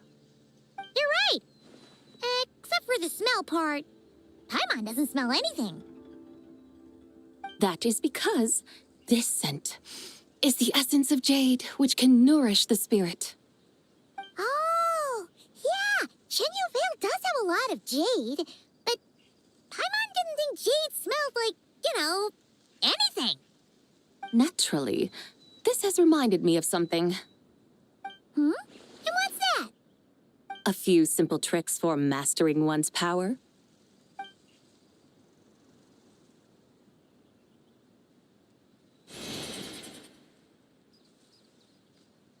What is that thing? I'm sure you've been to Elong Wharf many times before, but I wonder if you've done so while cruising through the air.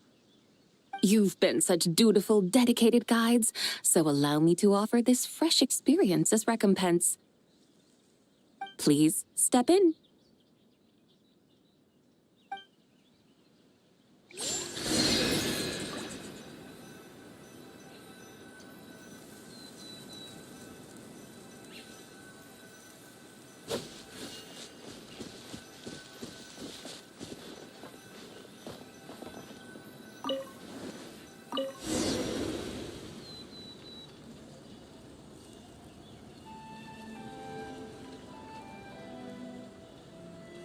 This is amazing!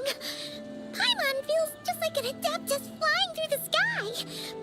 What is this thing? I created it from my memories of the chariot of the Lunar Palace.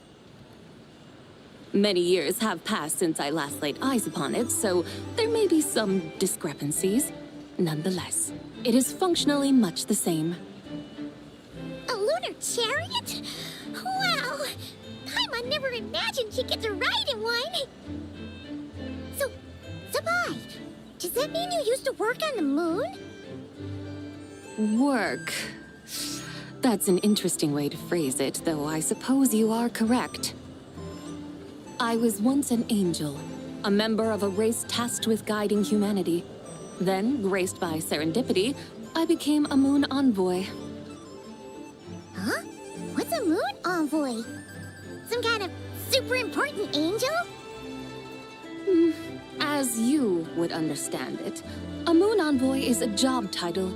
Any angel, or non-angel, can become a moon envoy. Does that mean you're not the only one? Of course not. Though my memories are still hazy, I vaguely remember some of my colleagues. There was one who liked to take on the form of an ibis. An ibis? Could it be... Can all moon envoys turn into animals? Does that mean Lauma could take that job? She can turn into a deer, and moon chanters are some sort of Luna envoy anyway, right? Moon chanter? I have no idea what those are.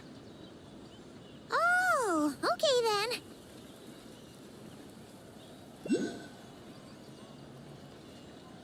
Look! Paimon thinks she saw a tea vendor over there! Very well. Let's take a look.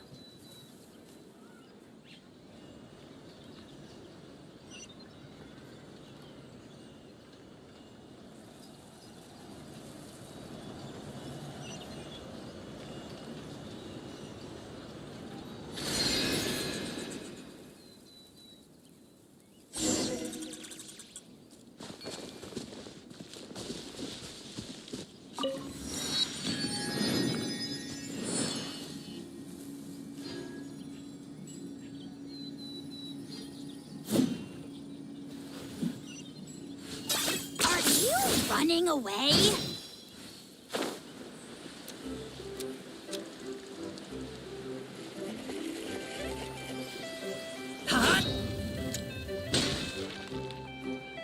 Welcome, please have a look around.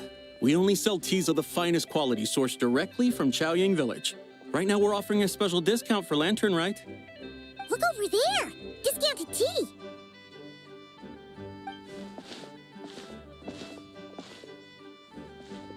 Dear customers, are you looking to purchase some tea leaves? I can see from your bearing that you are no ordinary customers. My humble shop has some exquisite teas that should satisfy your more refined tastes. We're not here for quality. We're looking for a discount. A discount? Well, that's a coincidence. Our Sungla tea is on sale right now. A special festive offer. Something about the name of that tea sounds familiar to Paimon. Buy 3 boxes of Sungla tea during the festival to get 10% off. Buy 4, get 20% off. Buy 10, but... That's right! 10 boxes at half price. Have you been to our shop before by any chance? Oh, Paimon's definitely heard this spiel before. 3, 4, 10, 10, 20, 50. Zabai, what are you muttering about? When purchasing 3, 4, or 10 boxes, the corresponding discounts are 10, 20, and 50%. The intervals between the two sets of numbers are 1 and 6, and 10 and 30. Look! Her eyes turned blue! That's gotta be a first! If the differences between intervals remain equal, the interval after 6 should be 6 plus the difference between 6 and 1, which is 11. Similarly, after 30, the next interval should be 50. Therefore, extrapolating upward, the next two numbers in each set should be 21 and 100. You're making Paimon's head spin! Those numbers, what do they mean? They mean that if we buy 21 boxes of Songlot tea, we should get a 100% discount! 100% discount? You mean we'll get them for free? Oh, there was a pattern to the discounts. Is that right? The pattern we speak of is mathematics, little one. A pattern that is always right. That's amazing! You're a shopping genius, Zabai. Oh, wait. Something feels off here. I had no idea our shop's discounts were tied to the laws of nature. I've learned so much from you, dear customer. No need to thank me. Now, please give us our 21 boxes of free tea. Wait! What's the matter? Paimon just realized what it is that's not right. It took you long enough. We got the short end of the stick. Think about it. If we don't have to pay when buying 21 boxes, then if we buy even more, the vendor should be paying us money instead, right? Huh? Hey, Zabai, work this one out. If we buy 100 boxes, we'd make loads of money, wouldn't we? It stands to reason. Wait a moment, dear customers. Don't you think you're haggling a little too hard? You are the one dictating the discounts. We're simply extrapolating the numerical patterns within. As such, we are hardly haggling. You have a point. However, that's right. I'm so sorry. I just remembered. My supplier didn't come today, so we don't have any tea after all. Such a shame. Terribly sorry about this. Awful luck. Where can we find your supplier? Well... Not to fret. We'll save you the effort and go straight to the source ourselves. Well, you see, dear client, the supplier's discount isn't as generous as ours. You won't be able to get the same price from them. Huh? Does that mean they won't pay us for taking their tea? They might not even offer you a 100% discount. How very unfortunate. Nevertheless, as the original supplier, they must offer some sort of discount. Besides, we're not looking to make money. We just want a good deal. Well, that's great. My suppliers are all tea farmers from Chaoying Village. You can go ask around the village, but please don't say I sent you. Do not worry, we appreciate your generosity. Referring customers to your business partners, even choosing to remain anonymous, the demeanor of a true gentleman indeed. Your business will surely prosper. I hope you're right. Then let us head to Chaoying Village. Do you know the way, my guides? Of course! Just follow us!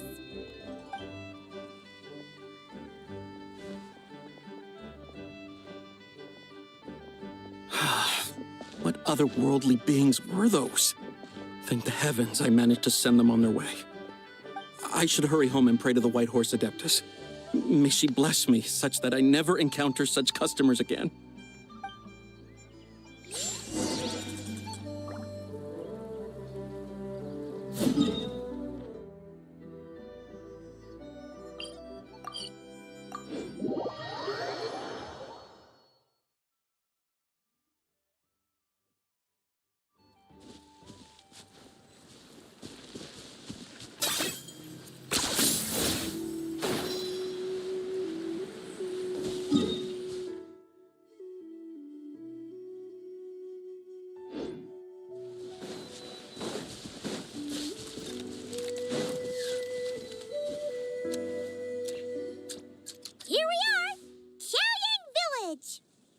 The mountains and waters are pristine.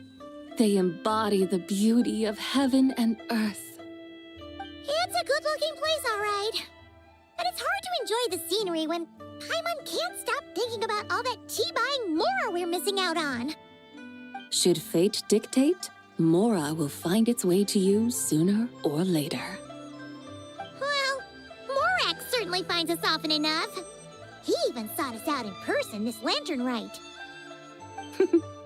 For now, let's look around and see if any tea farmers are selling their crop. We'll be able to see more clearly from up high. Let's take to the sky and enjoy the beautiful scenery while we're at it.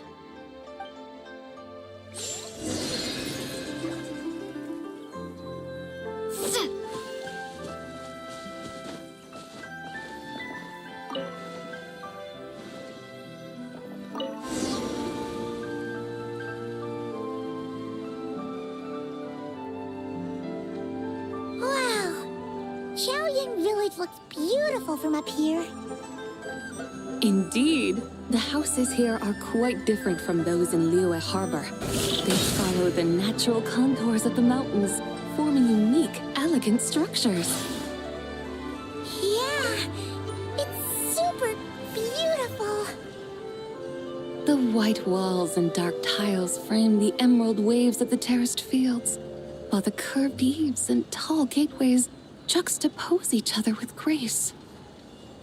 It's almost too beautiful to be true. The crowing of roosters and barking of dogs, the calls of farmers working the fields, a vibrant pastoral chorus overflowing with earthly vitality. Yeah, it's incredibly beautiful, huh? Have you studied the linguistic arts by some chance? Huh? Your vocabulary for beauty seems rather constrained.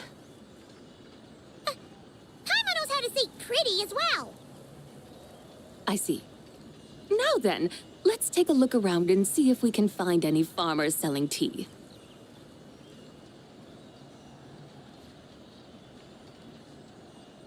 Look! There's someone in that tea field! And they look kind of familiar. Wait, is that Lu Xiangxiang? And who is that? Oh, you'll remember her once you see her up close. Hey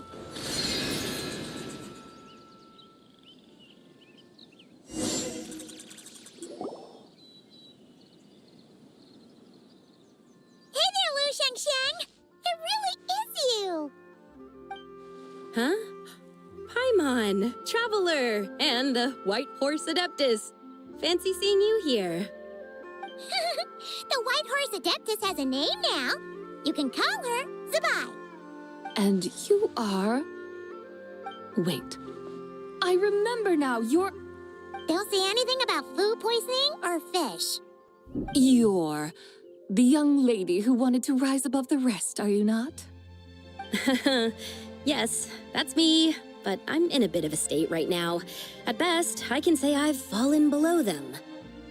Fallen below them? What happened? Like I said the last time we met, I'm being punished according to family rules. My father, mother, grandfather, grandmother, other grandfather, other grandmother. Oh, that's a lot of family members. Yeah. And on the night of Lanternlit, they held a family meeting to discuss my situation.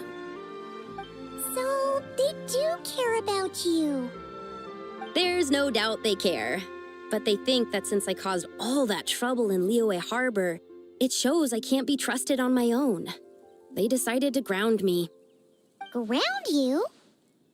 Yeah, though they're not confining me to my room. Instead, I have to personally nurture a tea seedling until it grows big enough to be sold at market. Aw, a tiny little tea baby. Do they want you to experience what it's like to be a parent? It's supposed to cultivate my character and temperament. They say this will help me calm down and reflect on my issues. What happened in Liyue Harbor really wasn't your fault. Oh well, At least this punishment doesn't sound too harsh. So, how long will it take for the little tea baby to grow? Actually, I don't know. I've never grown a tea tree before. It usually takes 2 or 3 years. 2 or 3 years? Yes, the tea in this garden requires 2 or 3 years to mature. That long? Sabai, you're not making this up, are you? How do you know so much about growing tea? When the plants thrive and grow, that is the meaning of my name. I can tell at a glance when their season of ripening will come. Do I really have to waste 2 or 3 years here? Why is this happening to me? I'd only just found my direction in life. Yes, during the night of Lanternlit, I heard many people reciting poems from Long Gone in praise of the moon. In that moment, I suddenly felt a great sense of pride. I mean, I helped excavate cultural artifacts from Long Gone, so I contributed to the revival of these poems too, right? So I decided to stay with the archaeological team. I want to unearth even more history. I see. And are you sure that's what you want to do? If you don't achieve anything significant in the years to come, will you still enjoy it? Yes, because archaeology gives me that boom shakalaka feeling. Wait, did Xiangling teach you that? That's right. I was asking her for advice. She said that if something gives you that boom shakalaka feeling, then it has to be worth pursuing. I immediately thought about how, when I'm excavating in the ruins, I always feel like there's a ghost standing beside me, and not in a spooky way. It feels like my great-great-great-great-great-grandmother patting me on the shoulder and saying, "Keep going. You're about to rediscover some grand ancestral knowledge." Right? It feels like I've made some kind of connection with my ancestors. Isn't that amazing? Since you've made up your mind, you should give it your all. And I'd love to, but I'm still grounded.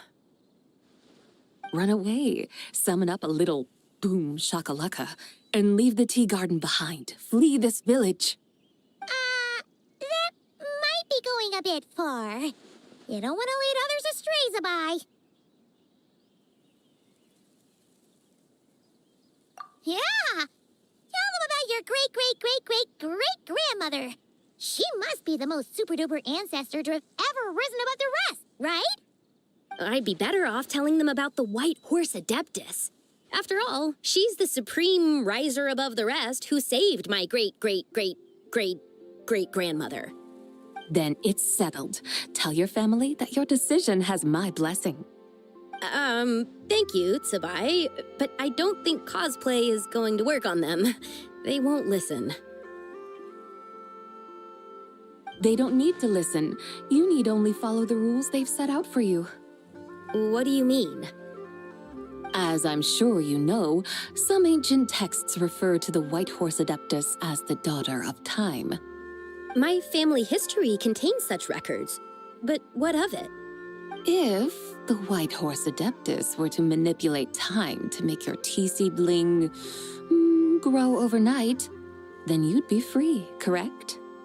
Is that how it works? If the White Horse Adeptus were to really get involved, my grandfather would let me leave right away, but who really believes that she'd show up and help?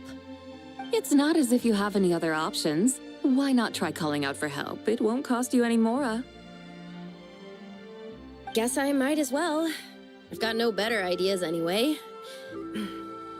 White Horse Adeptus, if you can hear me, please save me from my predicament.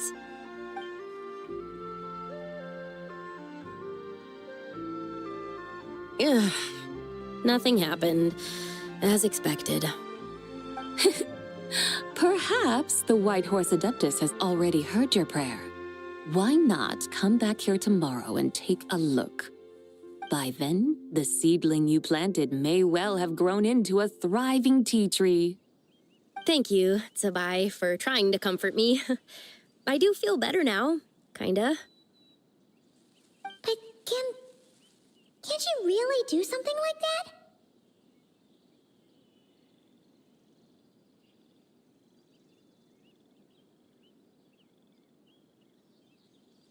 Oh, it's getting late.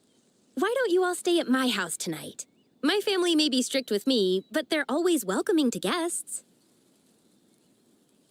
That sounds great! Let's get some sleep and then come back here tomorrow to see if our tea baby has grown.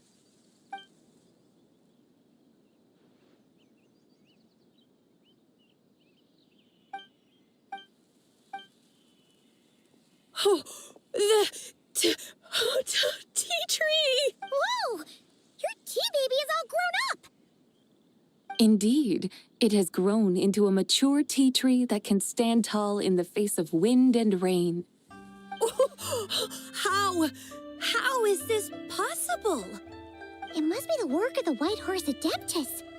Your prayer must have moved her! Are you sure? Perhaps she heard your prayer and chose to answer the call. She once saved my great-great-great-great-great-grandmother. This time, she saved me. That's incredible! Your family must be blessed by the White Horse Adeptus. I guess so. I need to tell everyone the news right away. They'd better. Since this is the will of the White Horse Adeptus, I don't see how they could object. Go, and if you run into any more trouble, call out to the White Horse Adeptus just like yesterday. Thank you so much. Paimon really thought you were going to use Adeptal energy to make the tea baby grow, Zabai. When an Adeptus exerts effort, consuming their energy, is that not using Adeptal energy? All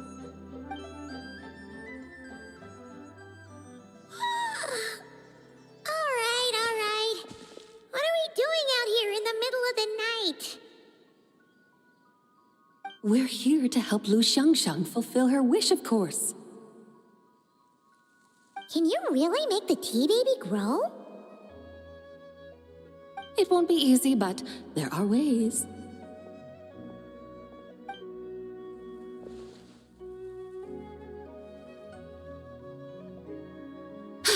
There, it's grown.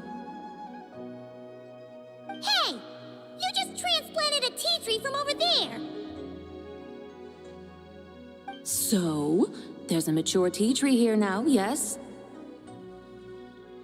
Oh, yeah, but... And am I not the White Horse Adeptus? Well, yeah. Is this tea tree then not a manifestation of the White Horse Adeptus's will? You're not wrong. Then again, there's something not quite right about this.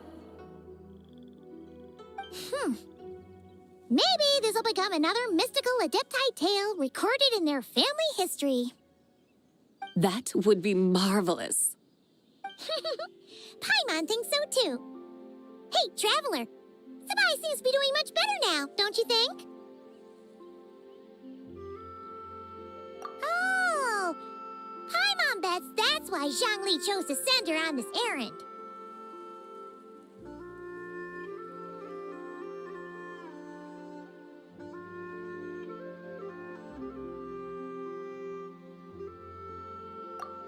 That's a great idea! We've already shown her Liyue Harbor, Yuan Wharf, and Xiaoying Village. How about we head to Qingce Village next? Qingce, that name sounds familiar. The scenery there is really beautiful. Pretty, too. It's the perfect sightseeing spot. How about we show you around? I must say, I have been mightily impressed by the mountains and waters of Liyue. Please lead the way, my dutiful guides.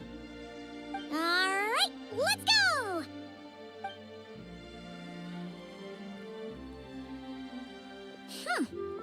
Paimon can't help feeling like we've forgotten something. Pay it no mind. I've already forgotten more than you will ever know. All right, If we forgot something, it can't have been that important to begin with. Jinxa Village, here we come!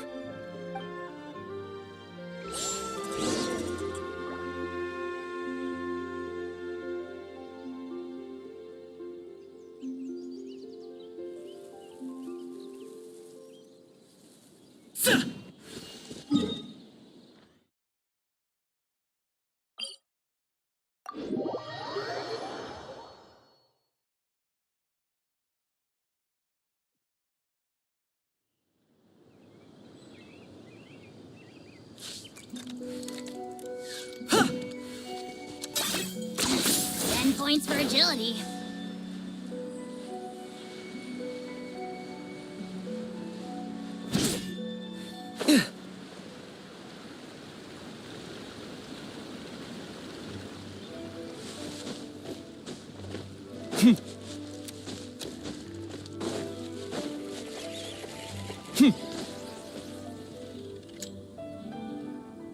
We should plant cucumbers.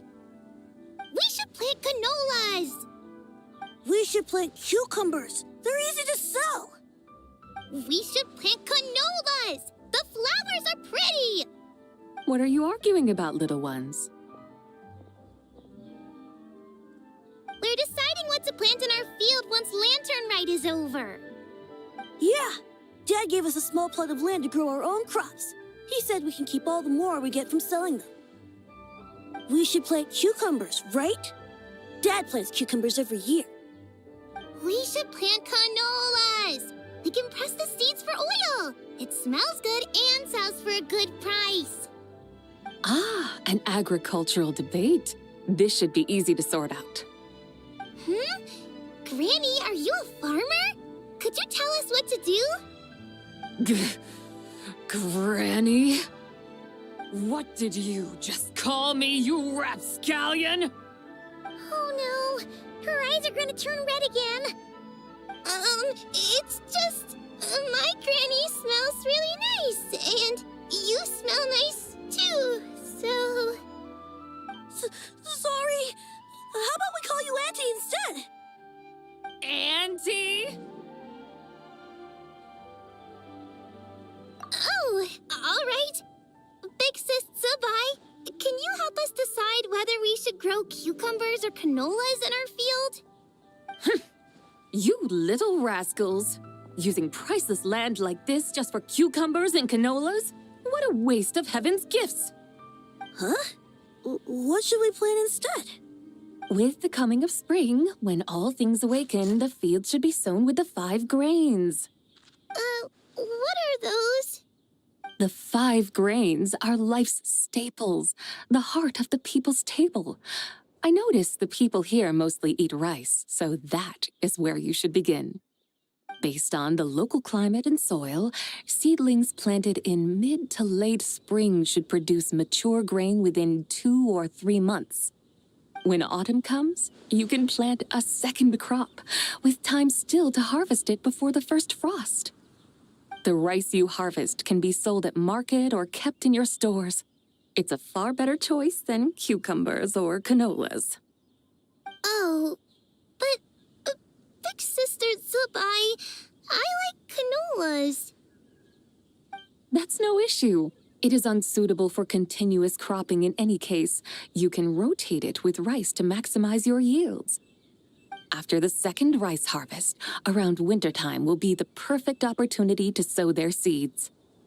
And when they mature in mid to late spring, you shall be just in time to sow the first rice crop of the year in turn. This way, your field will sustain balance, rice and canola in a harmonious cycle. Wow, that means we'll have crops to harvest all year round. Wait a minute! If rice and canola take up the whole year, what about my cucumbers? A firefly dares rival the brilliance of the moon? In what twisted universe should cucumbers vie for land with rice? Big Sis Zubai, you're going to hurt Lil Lee's feelings. Auntie hates cucumbers.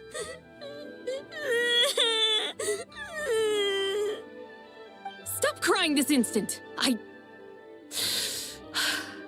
I meant that cucumbers are simple enough to grow.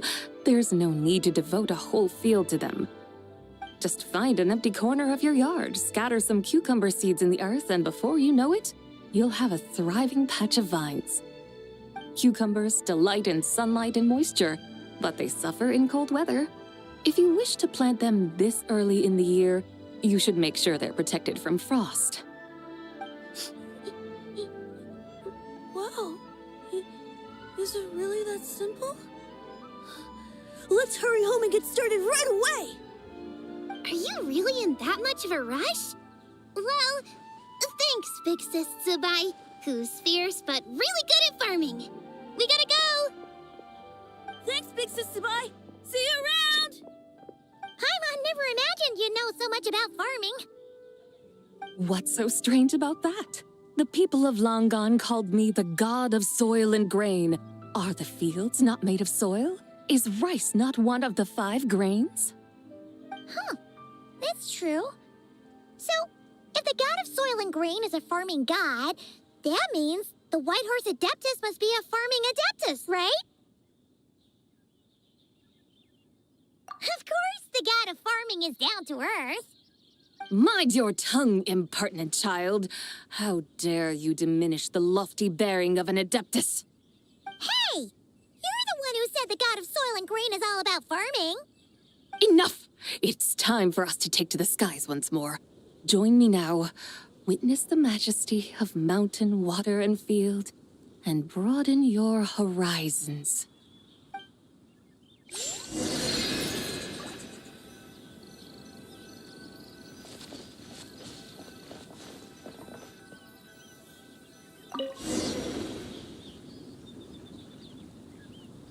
Wow!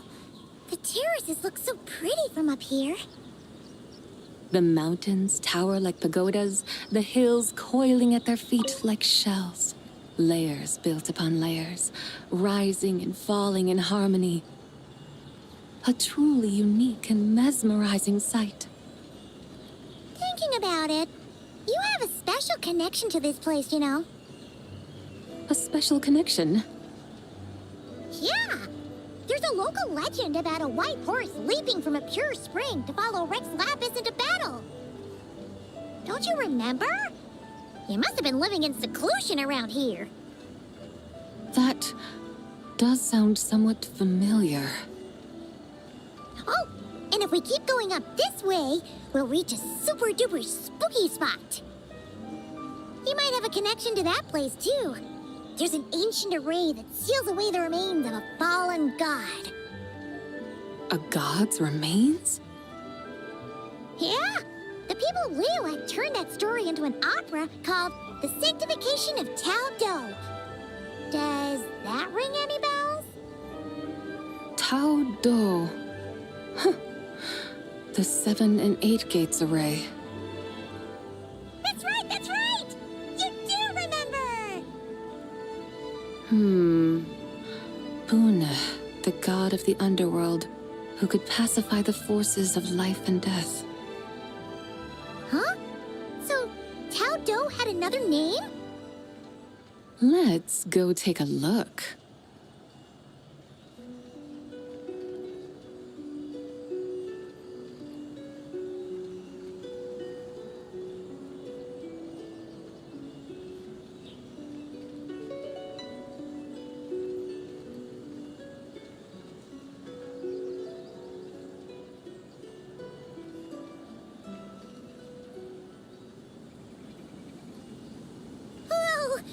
We've arrived at Wulwang Hill. The atmosphere just turned spooky.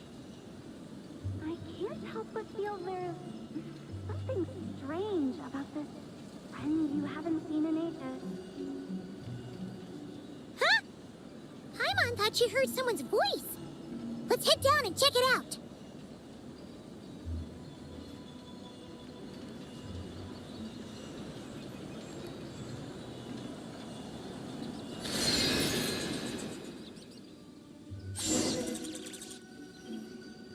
I can't help but feel there's something strange about this friend you haven't seen in ages. Strange? Whatever do you mean? Her strangeness defies description. This Miss Zabai is a full-blown enigma, don't you think? I'm afraid I have no idea what you're talking about. Aren't you worried about sending her all the way to Yilong Wharf on her own to buy tea? What if she gets lost? Where there are people, there are paths. Now I'm the one with no clue what you're saying. She can ask for directions. And then what?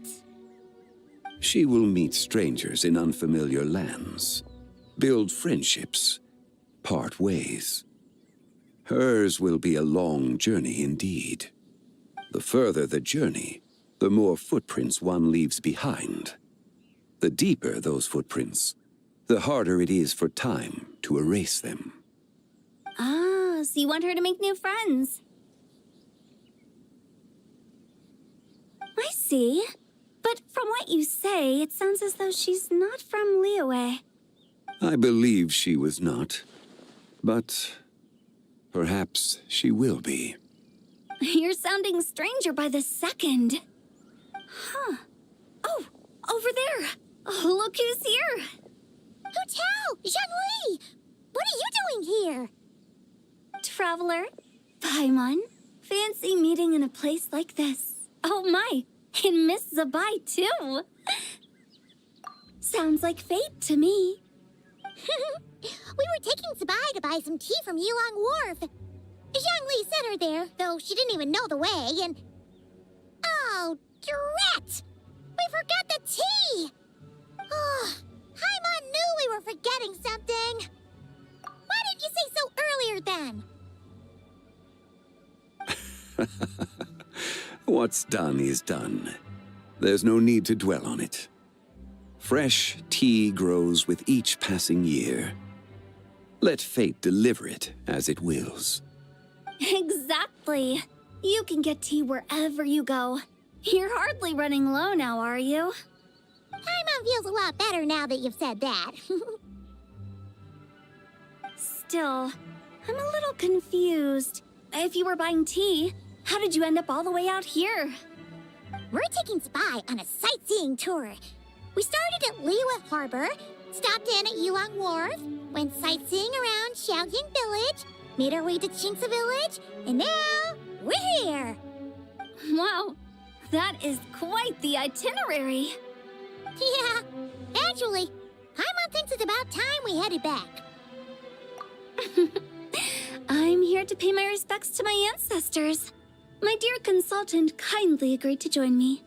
It is Lanternlit after all. Adepti and ancestors should be venerated alike. Ancestors?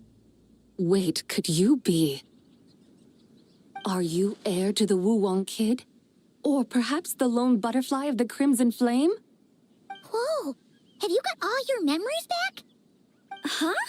Miss Zabai, you know about the Wangsheng funeral parlor and the 8 adepts? I happened to hear a storyteller expound on the sanctification of Tao Do. Lots of people know that story, sure, but very few can discern my family lineage from just a glance. Well, Zhongli, your friend here really is quite something. Unfortunately, there's no time to dally right now. We have a hill to climb. Perhaps once today is done, we can find time to chat over tea, recite poetry, and admire the moon? That would be wonderful, Director Hu. Oh, and before we go, you've been traipsing around all day.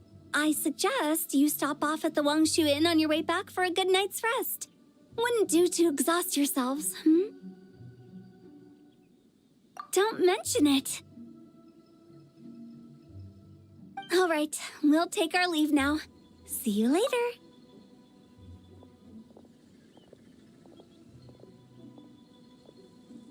Hotel's so thoughtful.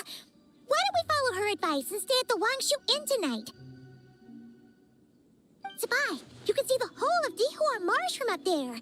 The view's amazing. Plus, you can sample Smiley Yin Xiao's cooking. Wangshu, an intriguing name. It couldn't hurt to check it out. Awesome! Let's go!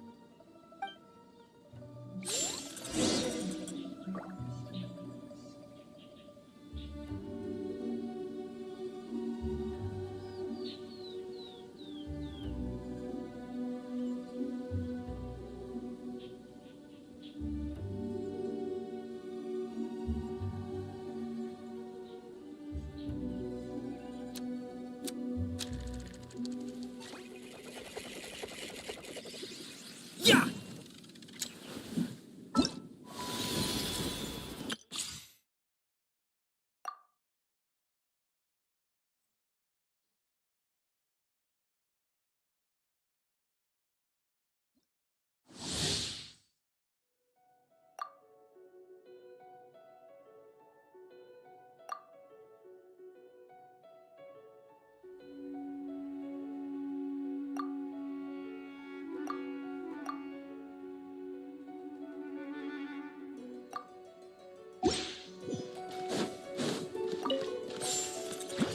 The sky clear, the glaze moon shines!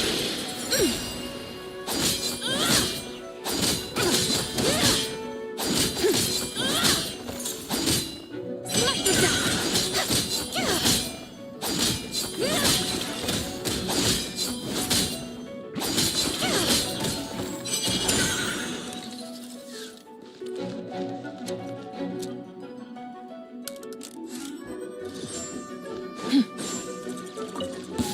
Lofty wisdom will show us the way! Flash attack! Behold the dawn! Three moons converge. Be cleansed!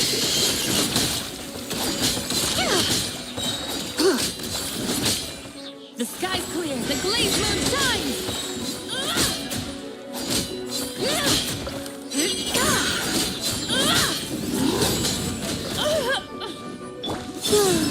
A new moon rises. Ding dong, weather bomb! Light compels you!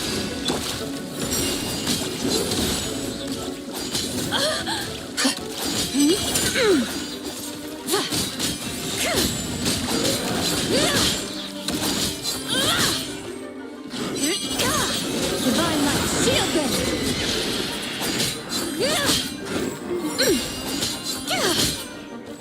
Three moons converge. Surge. Look, the rainbow! Behold the dawn!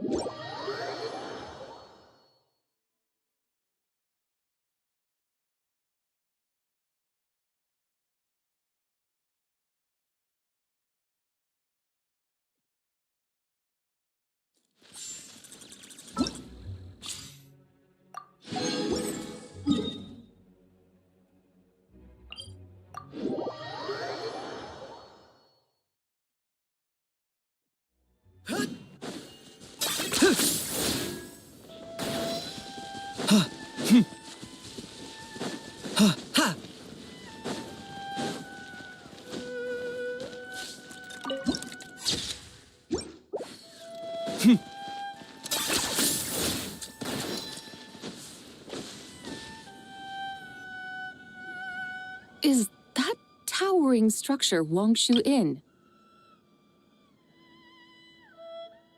Sure is! We can take a lift up from over there! Always walking the path long trodden. Does retracing others' footsteps not tire you? Come on, get in. We'll fly to the top.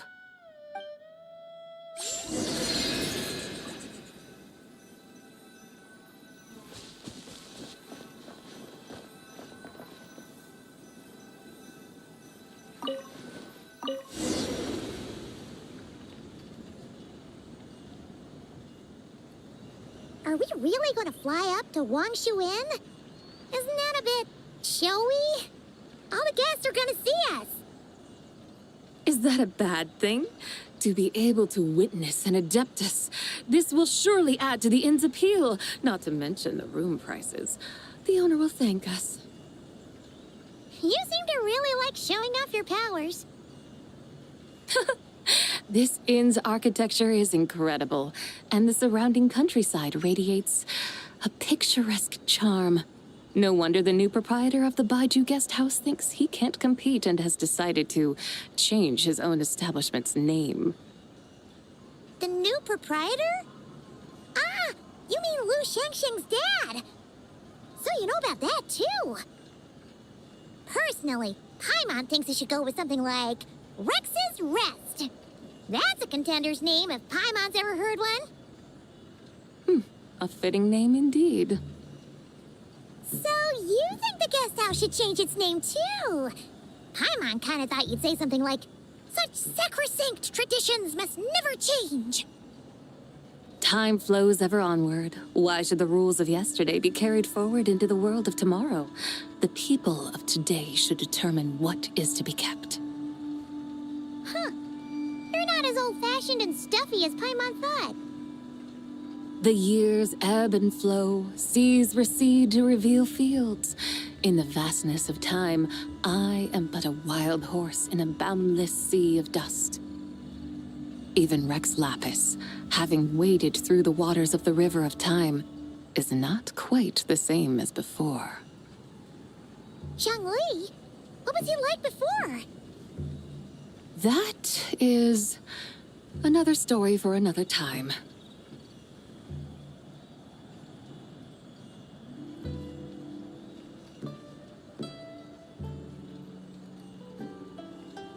We have arrived.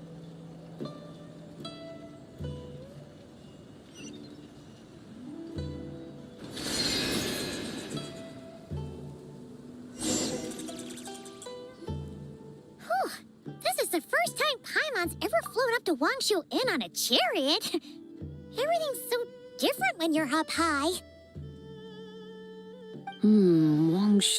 Wangshu. Like moon lanterns and shao lanterns. Might it all be a coincidence? What's a coincidence? Do you not know what Wangshu means? Wangshu can refer to the moon, but its original meaning is actually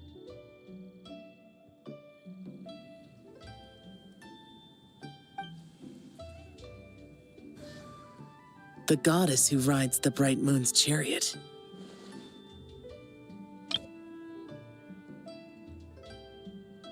And you must be the conqueror of demons. Xiao! Paimon was wondering if we'd disturbed you by flying down from the sky. Not at all. I sensed an unusual presence long before you arrived, though I didn't expect it to be you in a flying chariot. Ah, a witness at last. I was starting to think we should fly a bit lower. It would be awfully dull if no one ends up marveling at my lofty bearing. No need. This is already showy enough. I'm not one to do good from the shadows, as Rex Lapis is wont to do. Then you must be... Nay, I'm only cosplaying as the White Horse Adeptus, in truth. Cosplaying? What's that? Ugh, ignore her nonsense. She's a genuine article. The one and only, completely authentic White Horse Adeptus. It's just... Xiao, did Zhongli say anything about her being a teensy bit... not quite right?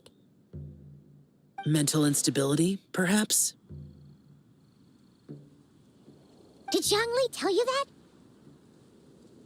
No, this is my own speculation. Well, you pretty much hit the nail on the head. It's like her brain's filled with a bunch of slimes right now. All gloopy and messy. There's a hot-tempered pyro slime, a math-obsessed hydro slime, and a mischievous little animo slime. But don't tell her Paimon said that, or she'll come and tell us all off. You white-haired rascal! Do you think I can't hear you? Uh-oh! We're in in for it now.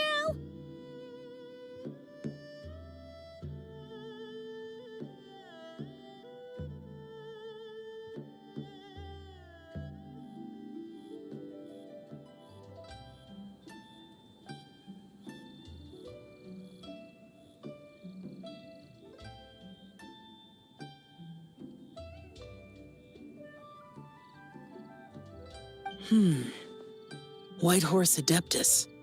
You must be weary from your journey. Why not take a rest? Oh, yes, yes, yes! You must be hungry, right, Sabai? How about we get some food? The chef here is incredible!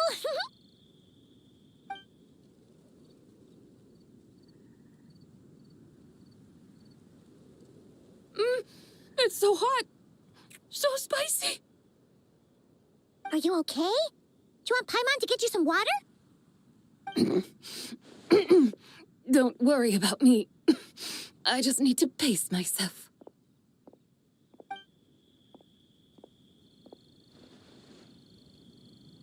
So, regarding your friend and her condition, does even the Lord of Geo have no solution? Zhangli said we should wait and she'll get better on her own. But who knows how long that's gonna take. Is that why her personalities change so easily? Paimon thinks that has something to do with her 3 deadly selves. Zhangli told us that the deadly selves are impure, affecting living things that get too close. The White Horse Adeptus's remnant spirit was attached to the deadly selves for a long time. It makes sense that her temperament and memories would have been influenced by them. But Paimon still doesn't really understand what the 3 deadly selves actually are. Paimon, as you do not practice self-cultivation, I cannot help you fully understand. But you can think of them simply as emotions and desires. The act of severing the 3 deadly selves is a means of exercising wicked desires and cultivating one's true self. I believe other nations have similar practices. In Sumeru, it is known as shattering Atmagraha. Oh, so it's about emotions, desires, and attachments, that sort of thing.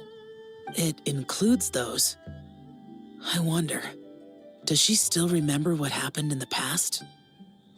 Some of it, but right now, it's like she was suddenly awakened. Like she's still half dreaming. The half that's still dreaming might remember things, but the half that's awake doesn't quite get it. Conqueror of demons, are you looking to learn about Rex Lapis's past from me? You are an old friend of his, so please, call me by my name. But Conqueror of Demons sounds so much more imposing.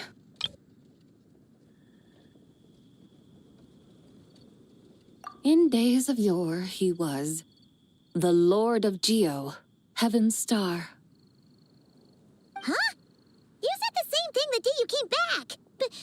But what does it mean? I'm afraid I can't remember. Hey, did you really forget? Or are you just pretending so you don't have to tell? Why not ask Rex Lapis himself? Whether I've forgotten might be up for debate, but I am certain he remembers. He must have his reasons for not raising the past, and you likely have similar concerns. I shouldn't have asked.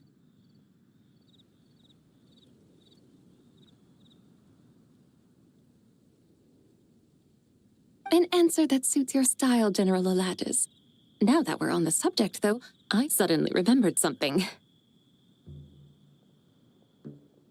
Which is?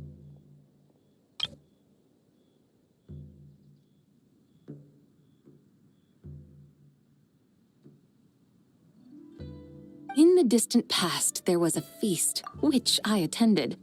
I faintly recall the Lord of Geo also being present that day. Oh. And then? What happened? Among the dishes served, there was one that could be found in every household throughout Langan at the start of spring, a dish called Flavor of Spring. I suddenly remembered the recipe for this dish. Is that it? Yes! Since it's Lanternlit here in Liyue, why don't I make some for you to try? That sounds good.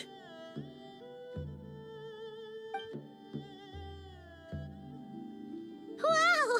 It might not have been the story Paimon was hoping for, but this looks delicious! The spring breeze stirs. Now is the perfect time to savor this dish. My dutiful guides have gone to great trouble to show me around Liyue, and even the conqueror of demons has graced us with his presence. I feel deeply honored. This flavor of spring is my way of expressing my gratitude. There's no need for such grand words. What's this? Hey! It's that broken jade token from the antiques exhibition! Indeed. This was once an Adeptal treasure of mine. I'm amazed it ended up in your hands. Alas, it serves little purpose now in its fractured state. Please, keep it as a memento. Oh, that's a shame. Can't we fix it?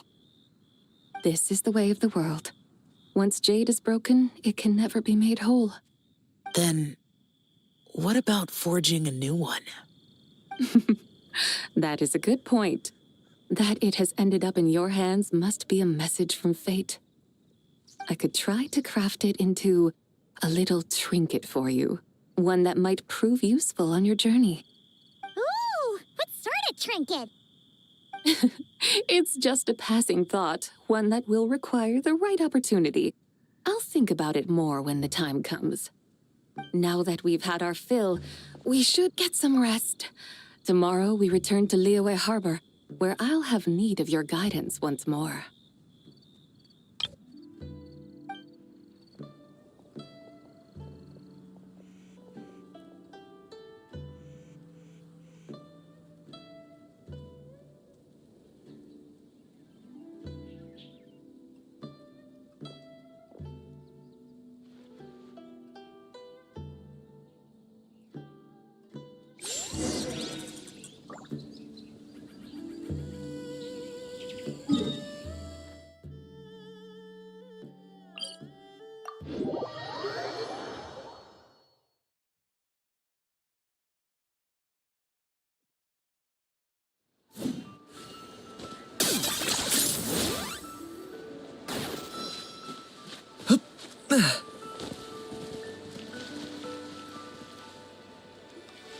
Chi-Chi, the lantern ride is almost over.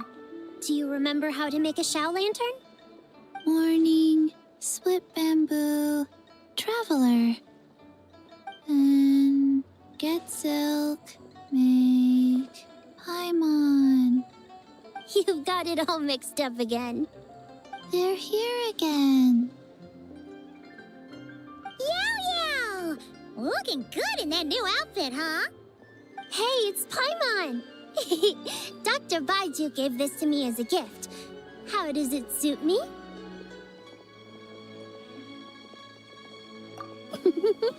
Thank you.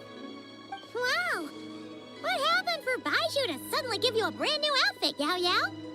Dr. Baiju is thanking Yao Yao for teaching me to make Shao lanterns. Chi-Chi and I were just playing together. Dr. Baiju's too kind. Oh, yeah, take a look at this. Dr. Baiju gave me these clothes, but it was Chi-Chi who wove this little basket. Wow, that's beautiful.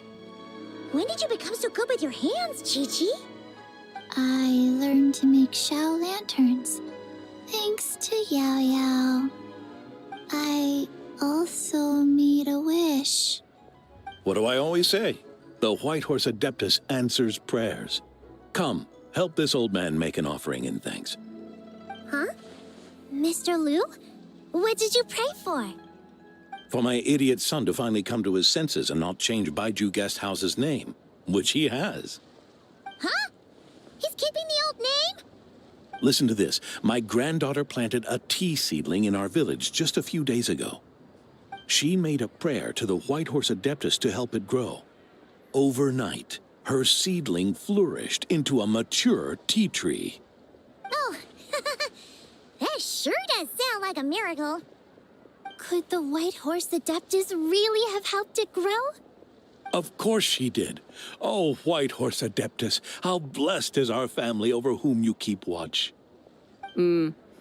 Truly, this is an extraordinary miracle. You must record it in your family history without delay. Of course. Huh? Is that you, Miss Zebai? Indeed. I have a long-term booking at your guest house. Yes, I recall. Mr. Zhongli said to charge your expenses to the Wangsheng Funeral Parlor, if I remember correctly. That's Young Li. Always making trouble for poor Hu Tao. I noticed when you were here last that you bear a striking resemblance to the pictures of the White Horse Adeptus in my family history. You both have golden eyes. Perhaps fate has had a hand in our meeting. And a glad meeting it is, Miss Zabai. Now, why don't I gift you some tea from my garden to celebrate this encounter? We grow Sunghua tea there, and it has quite the reputation throughout Yilong Wharf. I hope you will accept it. Oh! Sunghua, buy 10 boxes, get half off teas, back on the menu. Buy 10 boxes, get half off? Don't be silly. This is a gift. It's free. Woohoo! Nice! Thank you so much, Boss Liu. There's no need to thank me. You're a visitor from out of town, which makes you an honored guest. Make yourself at home. Lantern Rite may have ended, but the streets are still bustling with activity. Make sure to take everything in, meet some new friends, and enjoy your time here. And that goes for you kids as well. Happy Lantern Rite. Got it, Mr. Liu. Happy... Lantern Rite. Yeah! Happy Lantern Rite, everyone! Happy Lantern Rite indeed.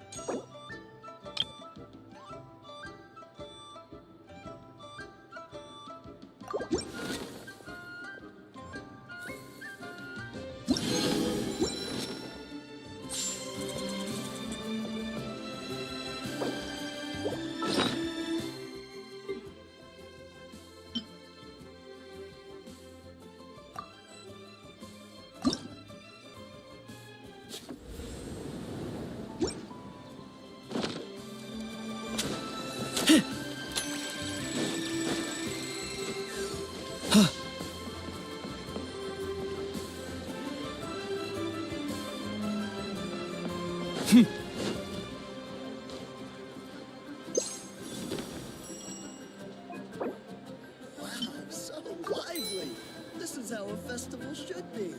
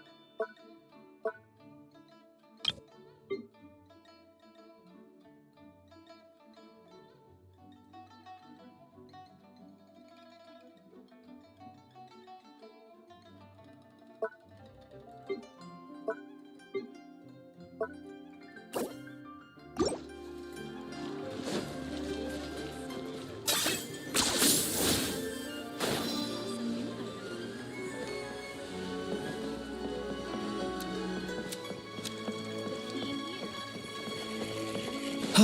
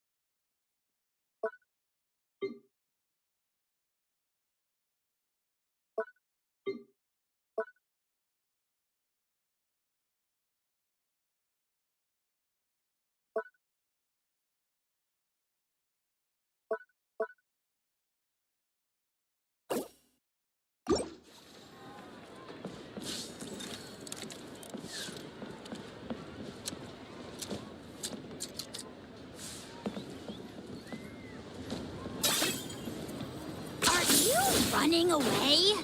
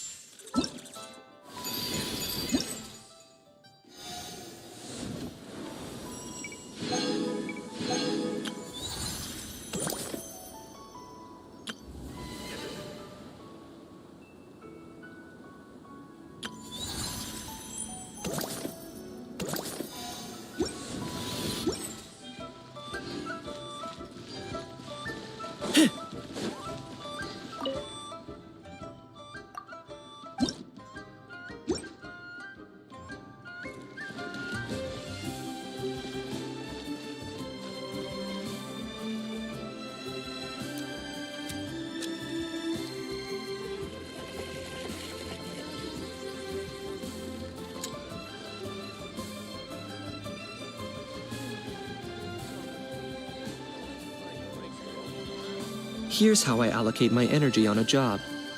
70% goes to investigating, 10% to making a final decision, and the remainder for execution.